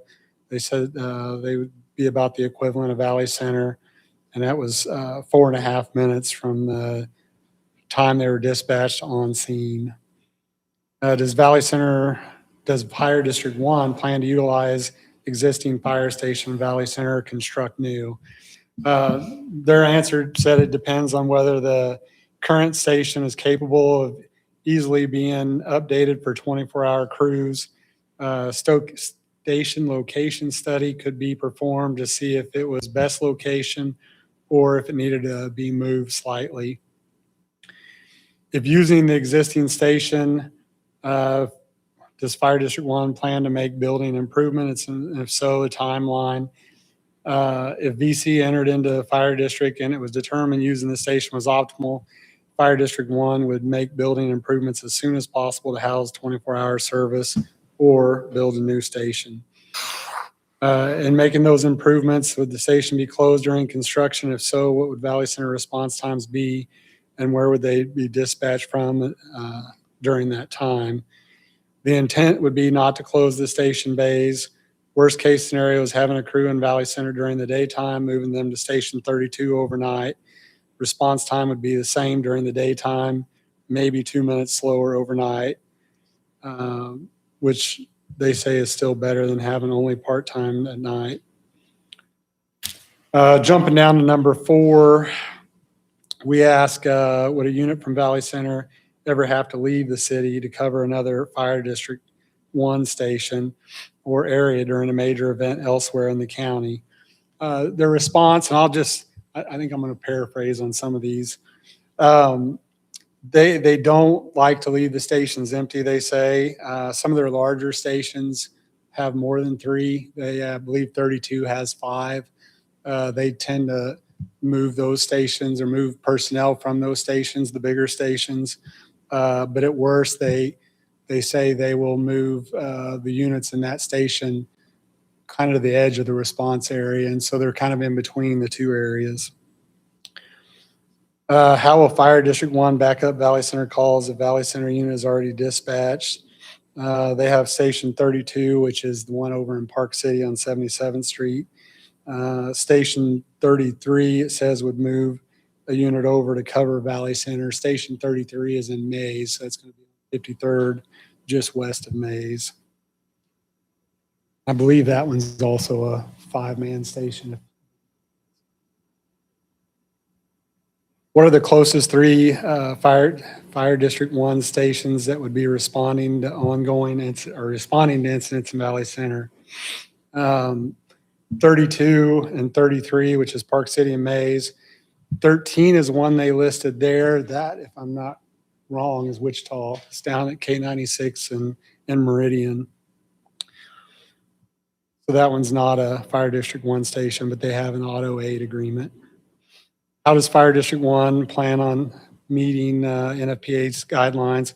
Again, they talked about, you can see there the stations. Some of those are Wichita stations. Some are, you got Park City, Mays. You got a Bel Air station in there. Just so you know, on their Station 1 is downtown Wichita. Number 8, will Fire District 1 guarantee employment of existing Valley Center Fire Department firefighters? And if so, where would they be located? So in this one, their answer, they would extend offers to the full-time Valley Center firefighters who meet minimum hiring standards. They didn't really specify everything in there, but I did talk to them, and that's going to be the background, similar to what we do already. We actually do yearly background checks on everybody in our building because of the criminal justice information kept in the building. So, and then their physical agility tests. So that would be dependent on that, but they would extend offers, they said. Has Fire District 1 modeled any debt loads for equipment or facility needs to station in or near Valley Center? And if so, the projected impact to the taxpayer? They have modeled, they said there'd be no mill levy increases. Any facility or equipment needs can come out of Fire District reserves. Has Fire District 1 taken into account future growth in Valley Center up to 700 new home developments? Specifically, how does Fire District 1 plan on providing future services to Valley Center as the community grows? Sedgwick County's response was they can easily scale up from 3-person crew to a 5-person crew or more if the growth of Valley Center created call volume that determined that any station in Valley Center, whether the current one or a new one, would be designed with the capability of housing more crew, they said. I believe they said their stations, most of them will hold 8 now. If Valley Center bolsters personnel to an acceptable response standard to remain an independent department, would Fire District 1 consider reestablishment of mutual aid and automatic aid? If yes, what is the minimum personnel model that would be required? So here, Incendra had already stated earlier, they initially in our meeting told us auto aid was off the table. We've asked them to reconsider twice. I think both her and I have asked different people to reconsider, and we haven't got a response back on that yet. So they said for us, they would want us to be able to establish command and to meet minimum safety standards. And then they would be inclined to form a mutually beneficial agreement. And those safety standards are going to be that 10 and 10 that she talked about, as well as a on-scene command person. And then rather than reading the final three questions there, if you can scroll down or. So they added some things in here. They wanted us to know things that we didn't question them on. They say if Valley Center was to go into Fire District 1, they would want to maintain the city name on fire trucks and station assigned to VC station. They said they started doing that to other cities a few years ago, and would like to maintain like an honorary area to kind of pay homage, I guess, to the history of the Valley Center Fire Department and past personnel. They also listed out some of their additional things they do for fire prevention services, including fire scene investigation team with arson detection K9, building plan reviews, fire code compliance inspections, some of the things we do now, essentially, firework tent inspections, local school fire code inspections, fire drill evaluations, some of the safety programs we do now. They also wanted us to know that they too are interested in being involved in the community and would be interested in a lot of the things that our fire department do now. For all of you that I know you go to the community events, you see both police and fire out there for the trunk or treats, the fall festival. That's all important to us, and they say they would like to continue things such as that. Unless you have any specific questions on the questions and the responses.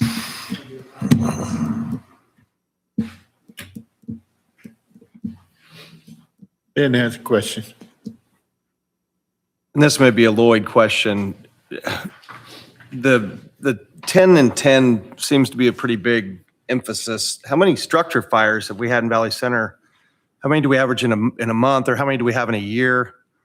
It's hard to say how many we average in a month. We've had at least 3. I'm putting them on the spot, but I would say at least 3.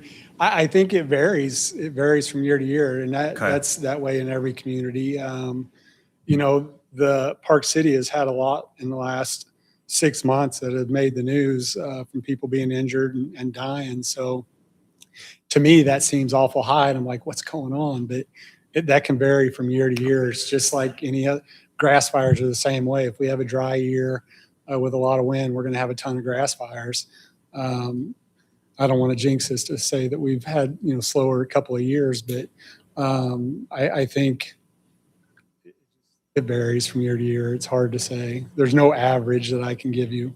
For calls other than structure fires, what is our typical personnel numbers required for a medical emergency? Or, I mean, we seem to we're putting a pretty big emphasis on this 10 and 10, and the county's really leaning into that.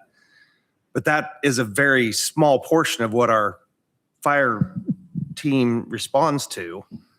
It is, and it would be hard to say. I mean, there are calls. Typically we have 3 when we're on shift. We have 3 firefighters on typically. There have been instances on medical calls where they could have used more people on scene, and they've called for additional help. There's been instances on vehicle accidents where we could certainly use more help, and we've had additional help come out. Additional firefighters. Can't say 10. I mean, I don't know that we've ever needed 10 on a medical call. There could be accidents where 10 would be handy, but additional personnel could come in handy on a lot of the other types of calls. Not to mention, as Sandra alluded to earlier, I think our primary call load right now, it's safe to say, are medical calls. There are times where, we get medical calls and they're out on that call and another call comes out. And so the additional personnel would certainly be beneficial in a. What's the reality of hiring additional employees in the time that we're talking? I mean, they ended this agreement with us, and what, they give us 3 months? So we can't we can't possibly hire all that additional personnel and restructure or remodel the building by August, and they're aware of that. We did pose that question in our meeting with county officials. I think they would be willing to work with us as long as they know we're moving in a direction. It doesn't matter the direction, as long as we're not just sitting here doing nothing, waiting for it to expire. As long as they know we are working on some solution. What would their timeline be to be able to legitimately staff our, if that would became a Fire District 1 station?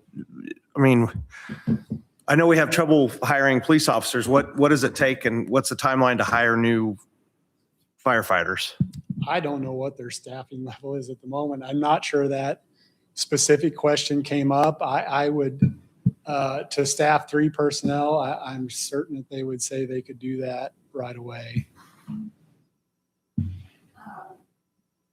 For general information purposes only, it would certainly be my hope, and everyone's hope, I think, that if the interest of our current firefighters was to, if this was to happen and to go in that direction, that the staff that they would be needing is our firefighters that could meet those requirements, and then you would have staff right away. But I say that for 2 reasons, because obviously our primary goal is to make sure that our firefighters are taken care of. But then that also provides them an instant staff. I just want to be clear that I'm not pushing for one or the other. I'm just gathering information, but I mean, I can't be the only one that's received several emails, close to a dozen emails of support. But I did want one thing of clarification, Sandra. The cost for us to, because that was my main thing coming in here tonight when you were bringing this information to us, the cost to the taxpayer, if we keep our fire department, is besides the equipment and station improvement, that cost, whether we go to District 1 or we maintain our own fire department, it's going to be virtually the same. Only this year. We already know that next year we're going to be over 17 because of the debt amortization that we're dealing with on the existing fire truck. And there might be another reason, but I know that's one of the main reasons. But we know that in 2027, that we're already going to be over 17 without those additional costs. And how much additional was that, those mills? Do you remember? That increase after this year? Well, it's from 16.74 to 1745. 1728. Okay. They think they can hold pretty close. Are you?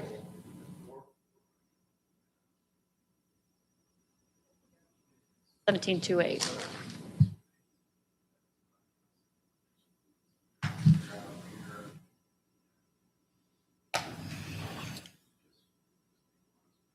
Clint, would you mind coming up here so the public?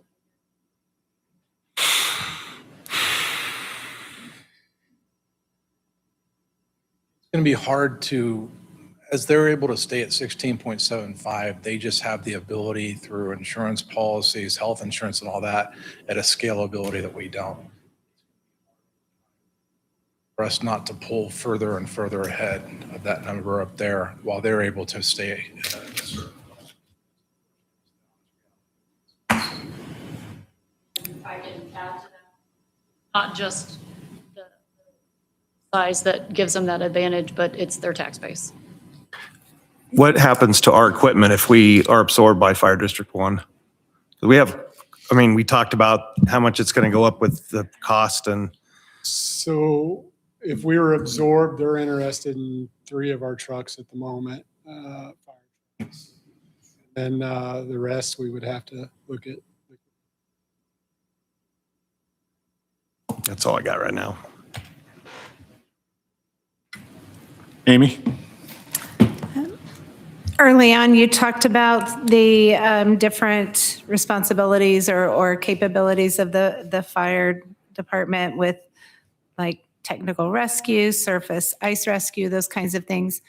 Are there pieces of that that we're missing in our department now that we wouldn't have access to in the future if we remained independent? We'd have to hire somebody that has those trainings, or she mentioned like water surface only, and are there? So to give an exact answer at the moment would be a little difficult. So certainly we could train personnel. We've sent training just last year. Earlier this year, we sent personnel to get certified to teach the surface ice rescue. Some of the other things we can do as well. We lack some of the equipment to do some of that. Some of the things that we wouldn't necessarily do or don't do now, still may be an option with Sedgwick County and a mutual aid type agreement. Some of the things they do currently are funded by the state, or I know they have their arson dog that's federally funded. Some of those things they get because they agree to a regional response, such as their swift water rescue, things like that. So I would imagine, we haven't talked to them, so I can't say for sure. I would imagine those are things that we would still have access to and still be able to receive.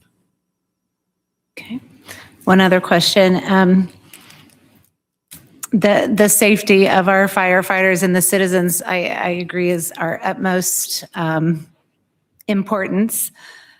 With option number 4, where we maintained our own fire department 24/7, I think we would have to have complete clarity on whether or not they would support an automatic aid or a mutual aid agreement, because if they do not, then is it correct that nobody will come if we need more help? It's not necessarily correct. It just means, as Senator stated earlier, it could be a longer response. Part of what they're saying, for the mutual aid, they don't expect necessarily the full 10, but something close to that. And I think we could obtain that. There may be a little bit of lag in response from the auto aid to the mutual aid coming from Park City. They're stationed in Park City, sent from. And as we bolster, it doesn't mean we can't meet that 10 necessarily. We're not going to have 10 on duty at one time, but we're going to have additional personnel. Also means additional personnel that can respond home. And as Sandra said earlier, there's still the potential with other agencies to explore agreements with them. I guess that's the piece that makes me really uncomfortable is them first stating, no, we won't provide either, and then later saying, well, maybe we would. Well, and we just haven't got that answer back. I believe auto aid is beneficial to both us and Fire District 1. Okay. So I would hope that they will entertain that. Thank you. I said it earlier, but the reason why that question was posed back to them is because it does impact Valley Center as a part of Fire District 1, maintaining as an independent fire department with only a mutual aid agreement and not an auto aid agreement. It will impact response times to Valley Center as well as Valley Center Township. So that actually goes in the wrong direction from the safety standard that we're all trying to meet, including District 1. So we certainly hope there's going to be reconsideration, but we're pending their answer.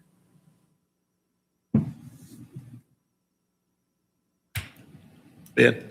Who makes the ultimate agreement with the county? Where does the decision lie? Is it the county commissioners that can approve a new aid? Is there a committee that has the ultimate power? Ultimate power would be with the Fire District 1 board, which is made up of the county commissioners. Okay.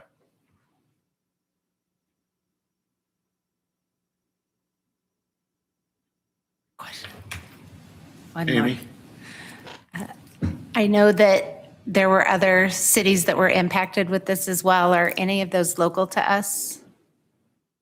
Like Park City Maze, any of? Keachai, none of those? They're already part They're of already Fire in District Fire District 1. One. Okay. The closest impacted city would be Colwich. You. I do want to be clear about one thing as we just kind of move into a different set of discussion notes. The committee is also, I will let each member of the committee that's sitting up there represent themselves. I can just tell you that, again, as a committee, we have not tried to provide any recommendation, but just tried to provide this neutral presentation, because ultimately what it really does kind of come down to, or what seems to be very clear to us, is that Valley Center can remain independent. It is just going to cost the taxpayer more money to do so. It is possible. And so really, that's why we wanted this presentation, and we certainly hope that the community takes an interest so we can hear from them. And it's ultimately going to impact them in both directions, whether that's the response times for their emergency needs or whether that's how much they're paying in taxes. And so we certainly wanted all the options and possibilities to be out there.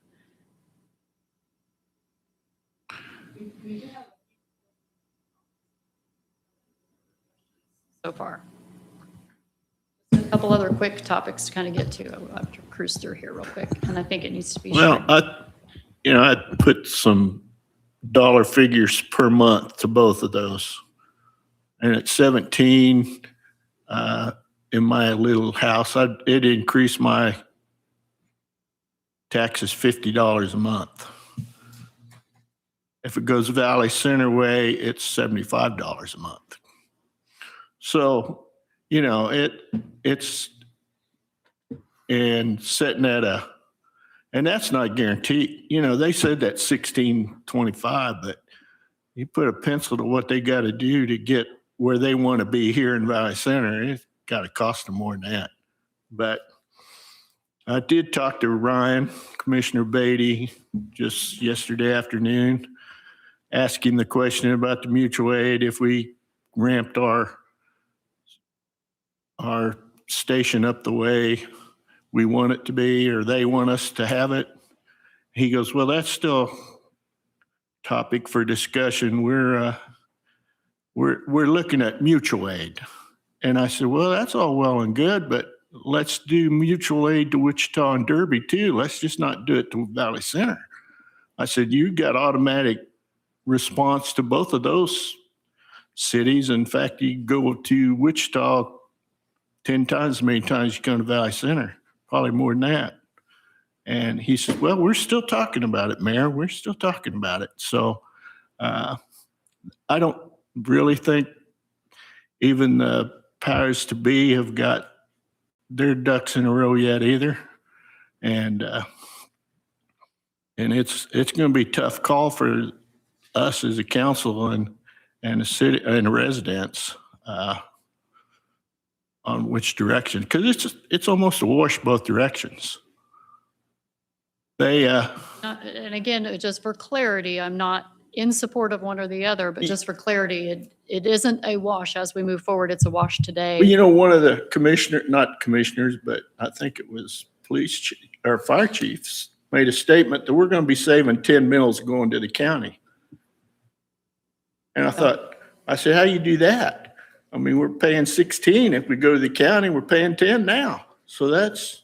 No, and that's a good point that I actually wanted to clarify to just the taxpayer.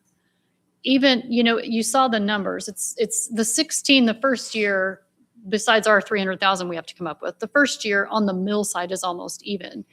And so as we move through this, well, sorry, I forgot my train of thought there, but I just want to be clear that this impact, whether it's titled Fire District 1 or titled Valley Center, this impact is going to hit the taxpayer either way. Correct.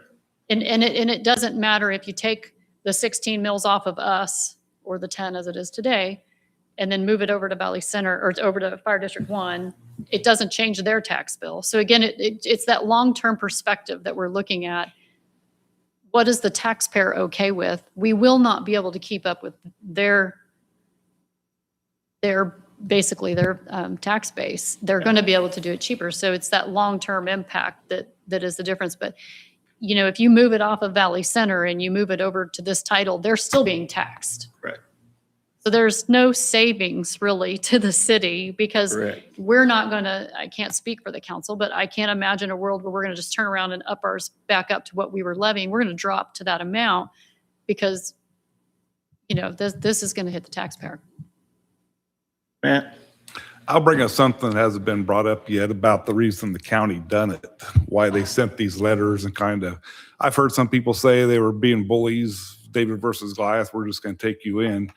There's incidences that happened in Wichita and a couple in the county that caused a internal review. They hired a separate company to review their processes, and they found out that a lot of this stuff was endangering their firefighters.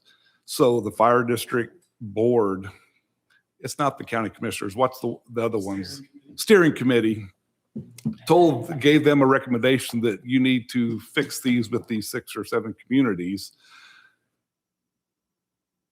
Or the possibility if a firefighter gets hurt from the county, then that family or estate can sue the county or city because they knew that there was a problem, but they still sent firefighters in there. So their hand was kind of forced in a way by this internal review that was done.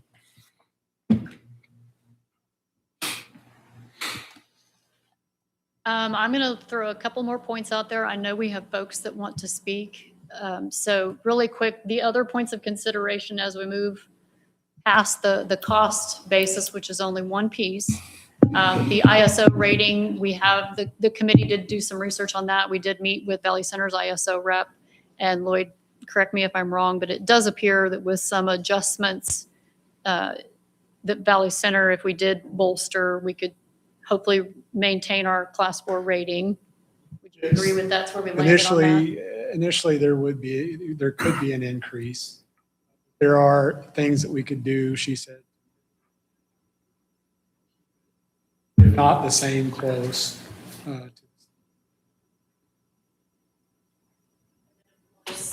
If joining the Fire District 1, their rating is a 2, correct?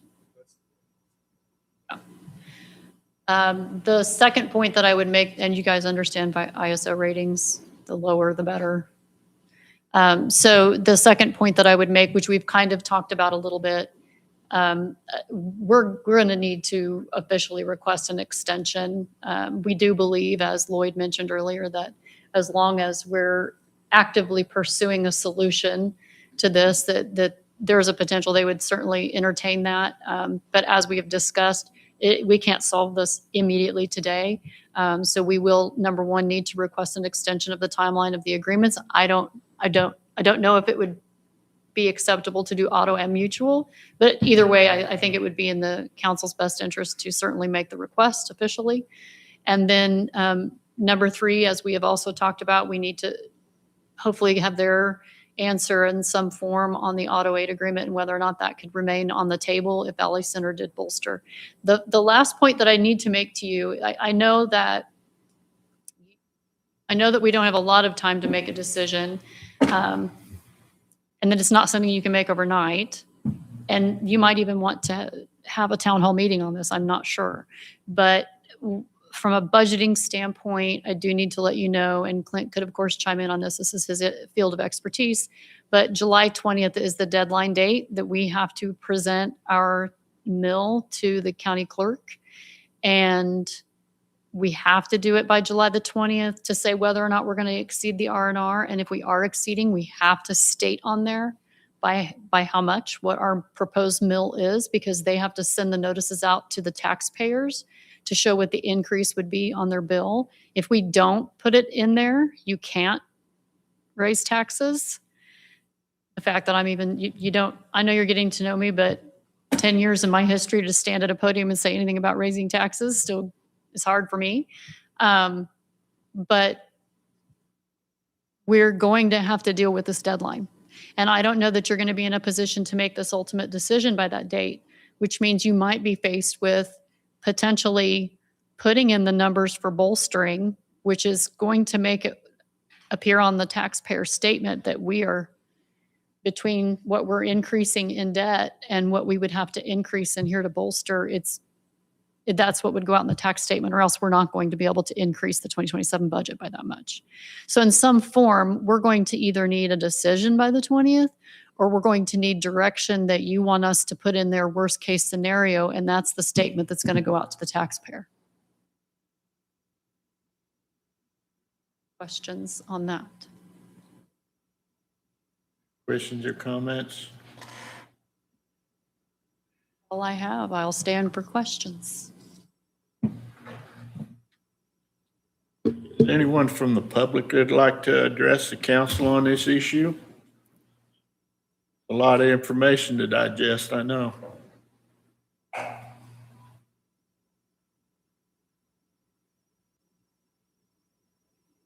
Okay, if not, we'll just move on.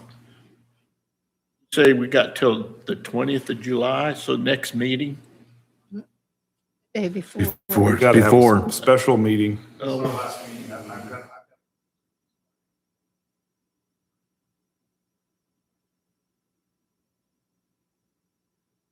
well, we probably ought to have another special meeting, or have a town hall. We have a town hall, discuss this, get it out so we fill this place. Maybe get the commissioners here, or commissioner, and some of the county boys to answer Of course, questions. yes, we could check the dates in the calendar and see what we could make work, and it would be short notice and very fast, but Well, it would be worth the you know, effort they put us in this spot, so. And I don't really think things are gonna change if it shows we're making a positive commitment to change till next year. I mean, this end of the year, we made that statement to them. I did.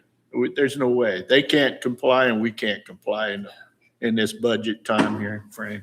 I agree, and again, just for clarity, the committee did, I think, you guys let me know if you feel differently, but the committee did feel like an extension was probably certainly doable. This July 20th date is not from them. It's just the statutory law coming into play at the wrong time. Jeannie. I don't have anything for you, Cinder. I just want to tell the guys back there that I appreciate you, and I think that I would do everything that I could to help you have what you need to be the firefighters and rescuers that you are. These guys have helped my family numerous times, and I'm very happy to have them here.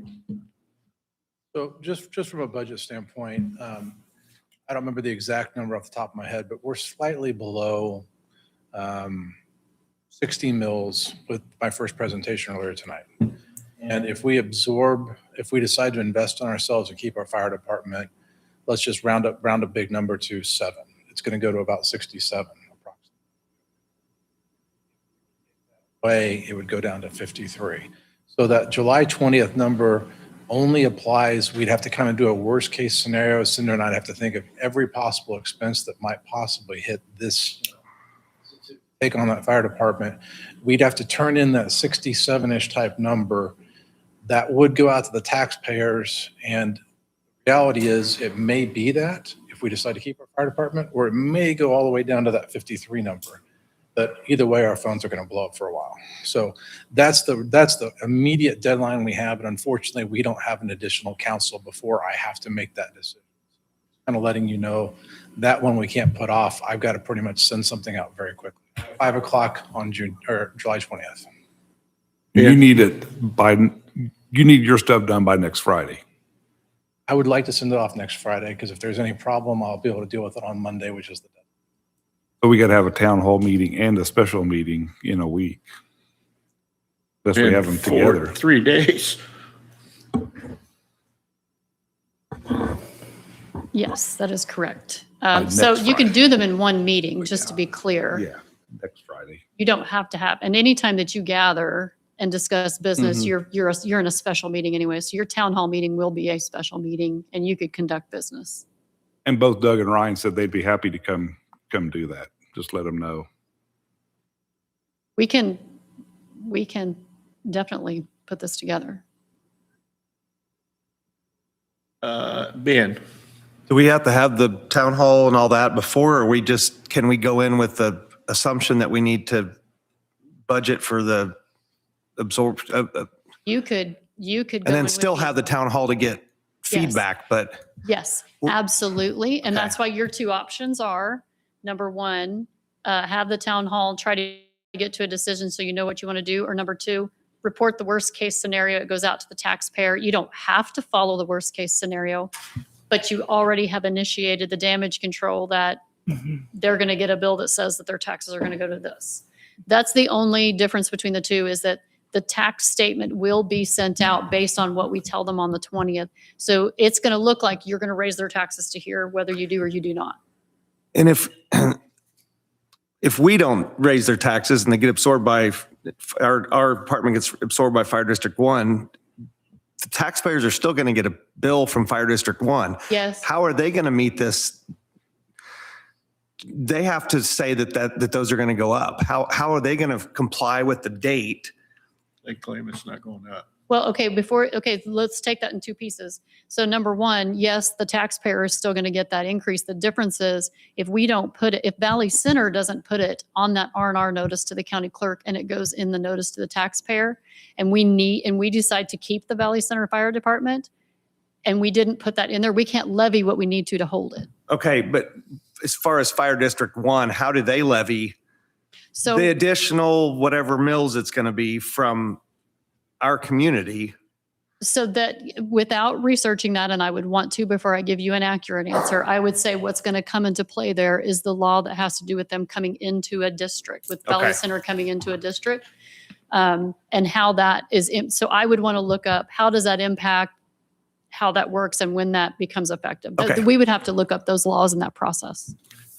I'm not in favor of shoehorning in a town hall and trying to get all this stuff done.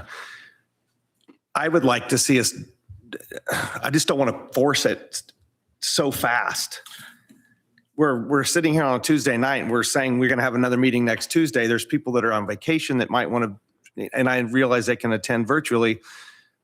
I don't think this is a one and done We don't. town hall meeting, all that. I feel like we're trying to jam this through. I think we need to prepare for worst case, meet the deadline with our state requirements, and then proceed with a well-planned, well-thought-out town hall that we can have everybody attend. I actually completely agree. That's the right decision. I just want to warn you that you may get calls or something like that. And the reality is it may be that number or it may be much based on the city. So giving the worst case scenario allows us to tax that. If we send that in, we're essentially tax revenue neutral rate. We don't have to collect that much, but we can't collect it if we didn't apply that number. Basically, that's the most that we can. Correct. If we turn it in. Okay. Much less than that, people could use later on. Okay. Well, and let's avoid the word collect, because what's going to happen is you will have to know by the time he prepares that budget and you adopt the budget. So it's not a matter of how much we collect, it's how much we're going to levy. Right. So- And you have the correct. I'm ability to sorry. change that Yes. levy whenever you adopt that final budget, which he will submit, and that's what will be taxed and Okay. collected. Yeah, ideally, we wanted to wrap this whole thing up. Back, we'll be taking on Cassell in the fourth quarter this year. Realistically, we need to wrap this up this September at the past. Far back as we really can push this. Got to put together a state form budget and stuff like that. We have until early September. But the next Friday deadline is for the R&R. Actually, a Monday, Okay. ideally a week from That does not tie it. I mean, okay. I just feel like we're trying to shove all this into next week, and I don't think that needs to happen. Absolutely truthful, and it is a good direction to go, so there's not as much pressure. We just will have to communicate very clearly to the public that R&R statement, if it turns out to not be accurate, we would want to try to communicate that to the citizens. Sure. You will hear from the citizens.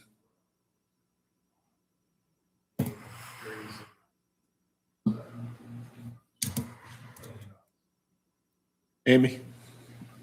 So I agree with Councilmember Anderson. I think we need to make a decision tonight on exceeding the R&R and what that amount would be, and it would be the worst case scenario.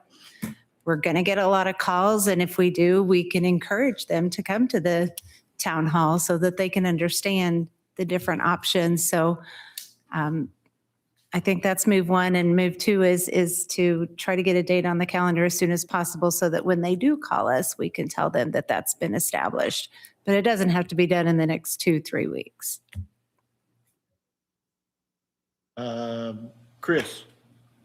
Once again, you stole what I wanted to say, but I want to reiterate though, Make a motion. I'm in complete agreement of this as well. So, and I think being proactive and being very transparent is what we need to do to make this to where everybody understands what we're coming from.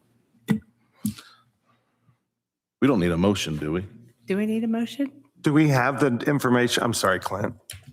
Go ahead. Do we have a number tonight that we can approve? You don't need to by formal action. He will just need guidance. I don't believe on that document it says that it was governing body approved. He would just need guidance on whether you're having him put in all of the. If we're going to exceed the R&R is the only, we do have to have that. Yeah, because it's going to raise because those other pieces that we didn't have in there, we need to now go put in there. Yeah. So yeah, essentially my first presentation around 6:00, we landed, we're at 59 point something, pretty high, but I don't have it memorized. Probably, you guys actually probably have it in front of you. It's going to be that plus 6.5 plus a little bit more on some of these things that we have. So that's going to be your number. Probably something close to high 59 plus maybe 7.2. So are we able to do that tonight, or do we need to have a special meeting to have that number? I actually don't need you guys' permission. Okay. That's something that I provide to the county every year. Okay. But I've not calculated that yet. So from this point on, you're going to move forward. I will move forward with the worst case scenario, which then takes away all of us having to have meetings very, very rapidly.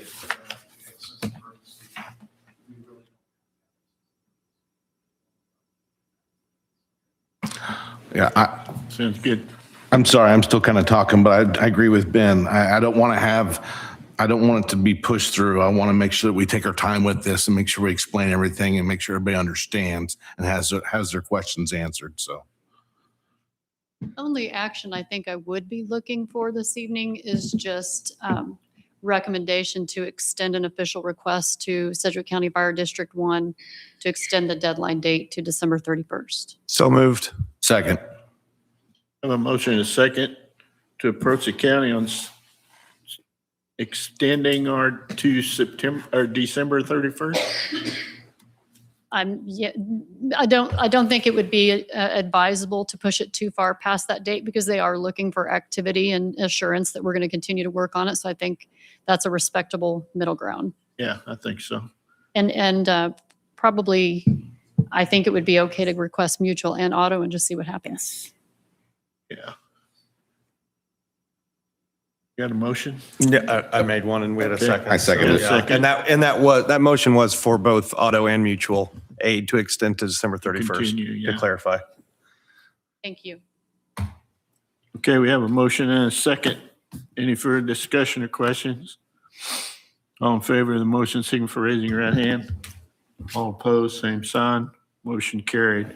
And I don't know whether Ron could hear us or not, but I haven't got any responses from him, so. He said he was having trouble hearing it, so. Anyway, okay, moving on to, we need any more budget presentation tonight? I covered everything unless you have additional. Okay. Moving on to the consent agenda. Make a motion to approve the consent agenda as presented. Second. I have a motion and a second to approve the consent agenda. Any further discussion? All in favor of the motion, signify for raising your right hand. All opposed, same sign. Motion carried. Moving on to staff reports. Kyle? All right. I just wanted to give you a quick update. It's been a couple months ago. You all supported us submitting an application to the Kansas Department of Transportation on behalf of National Plastics for rail spur expansion. We were notified last week that we did not get that grant. We are waiting to hear back feedback from KDOT and to see if National Plastics would like to come back to council to support another application. So we'll let you know where we're at with that. Last week, Main Street held a great farmers market with a salute to the veterans. We retired a couple of veterans banners. One of them was for Councilmember Evans. And then we have a market coming up again this week, 4:30 to 7:30 at Main and Ash. So I'm going to hang that banner in my garage. So if you want to come over and see it, Neil's not here. Lloyd? Rodney?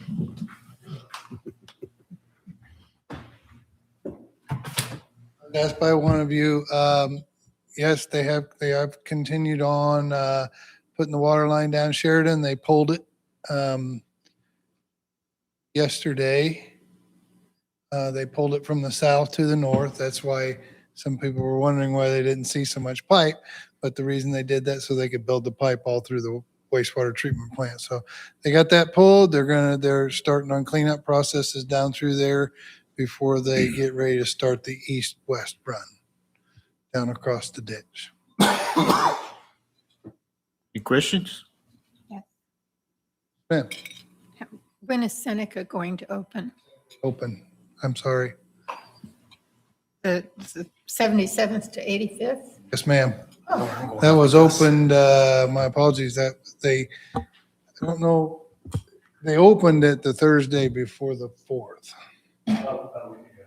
Yeah, about a week ago. Yes, ma'am. So it's open. I drove it. It's nice. I didn't know that. Yeah. that's good. Yes, ma'am. Don't you live out there?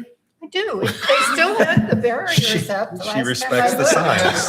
Matter of fact, I think as of now, because I was just out there today, even the barriers through around the elementary school are open. So that's open to be driven Oh, at this okay. time as well. Thank you, Rodney. Yes, ma'am. Barry? Janice? Nothing. Clint? Oh, please. I just want to give you a quick update. A lot of people don't know about it, but the new rec center did suffer a lightning strike on one of the light poles right outside the door.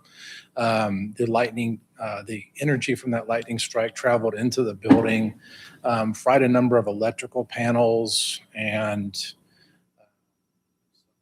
or fobs. Initial estimates. We've got an adjuster out there. Initial estimates around $50,000. However, with lightning strikes, things do continue to fail in the months ahead. I would say it could be another $10,000 or $15,000, but we did suffer some damage, which is a little unfortunate since we did just. We're on it. We'll get it fixed, and just want to let you know. Thank you. Amanda? I have nothing. Indra? Just really quick, as you mentioned, Councilmember Colbert is continuing to recover in the rehab facility, and we are hoping in the next 2 days he's going to find out that he might be getting to come home soon. I know he's listening, and I know that we tried very hard to thank you, Kyle, for your efforts earlier today, and Amanda. He wanted to attend remotely, and we could not get that set up for him. So he's very excited to get back. So just wanted to let you know, hopefully he will be at the next meeting. Thank you. Moving on to governing body reports. The only thing I have was the farmers market was good turnout. It was a good farmers market. Appreciated all that. And we got another one coming up Thursday. So that's all I have. Eric? I know most of the fire department guys have left, but Matt and I, obviously, were on that committee. One of the reasons I was on it, Ben English is actually my neighbor. Brandon Wilkinson's my neighbor for years. I see those guys at the rec center all the time. But we do care about those guys. We care about them having jobs. We care about their safety. And this whole process has been pretty excruciating, I know, especially for Lloyd and Cinder, who spent countless hours on it.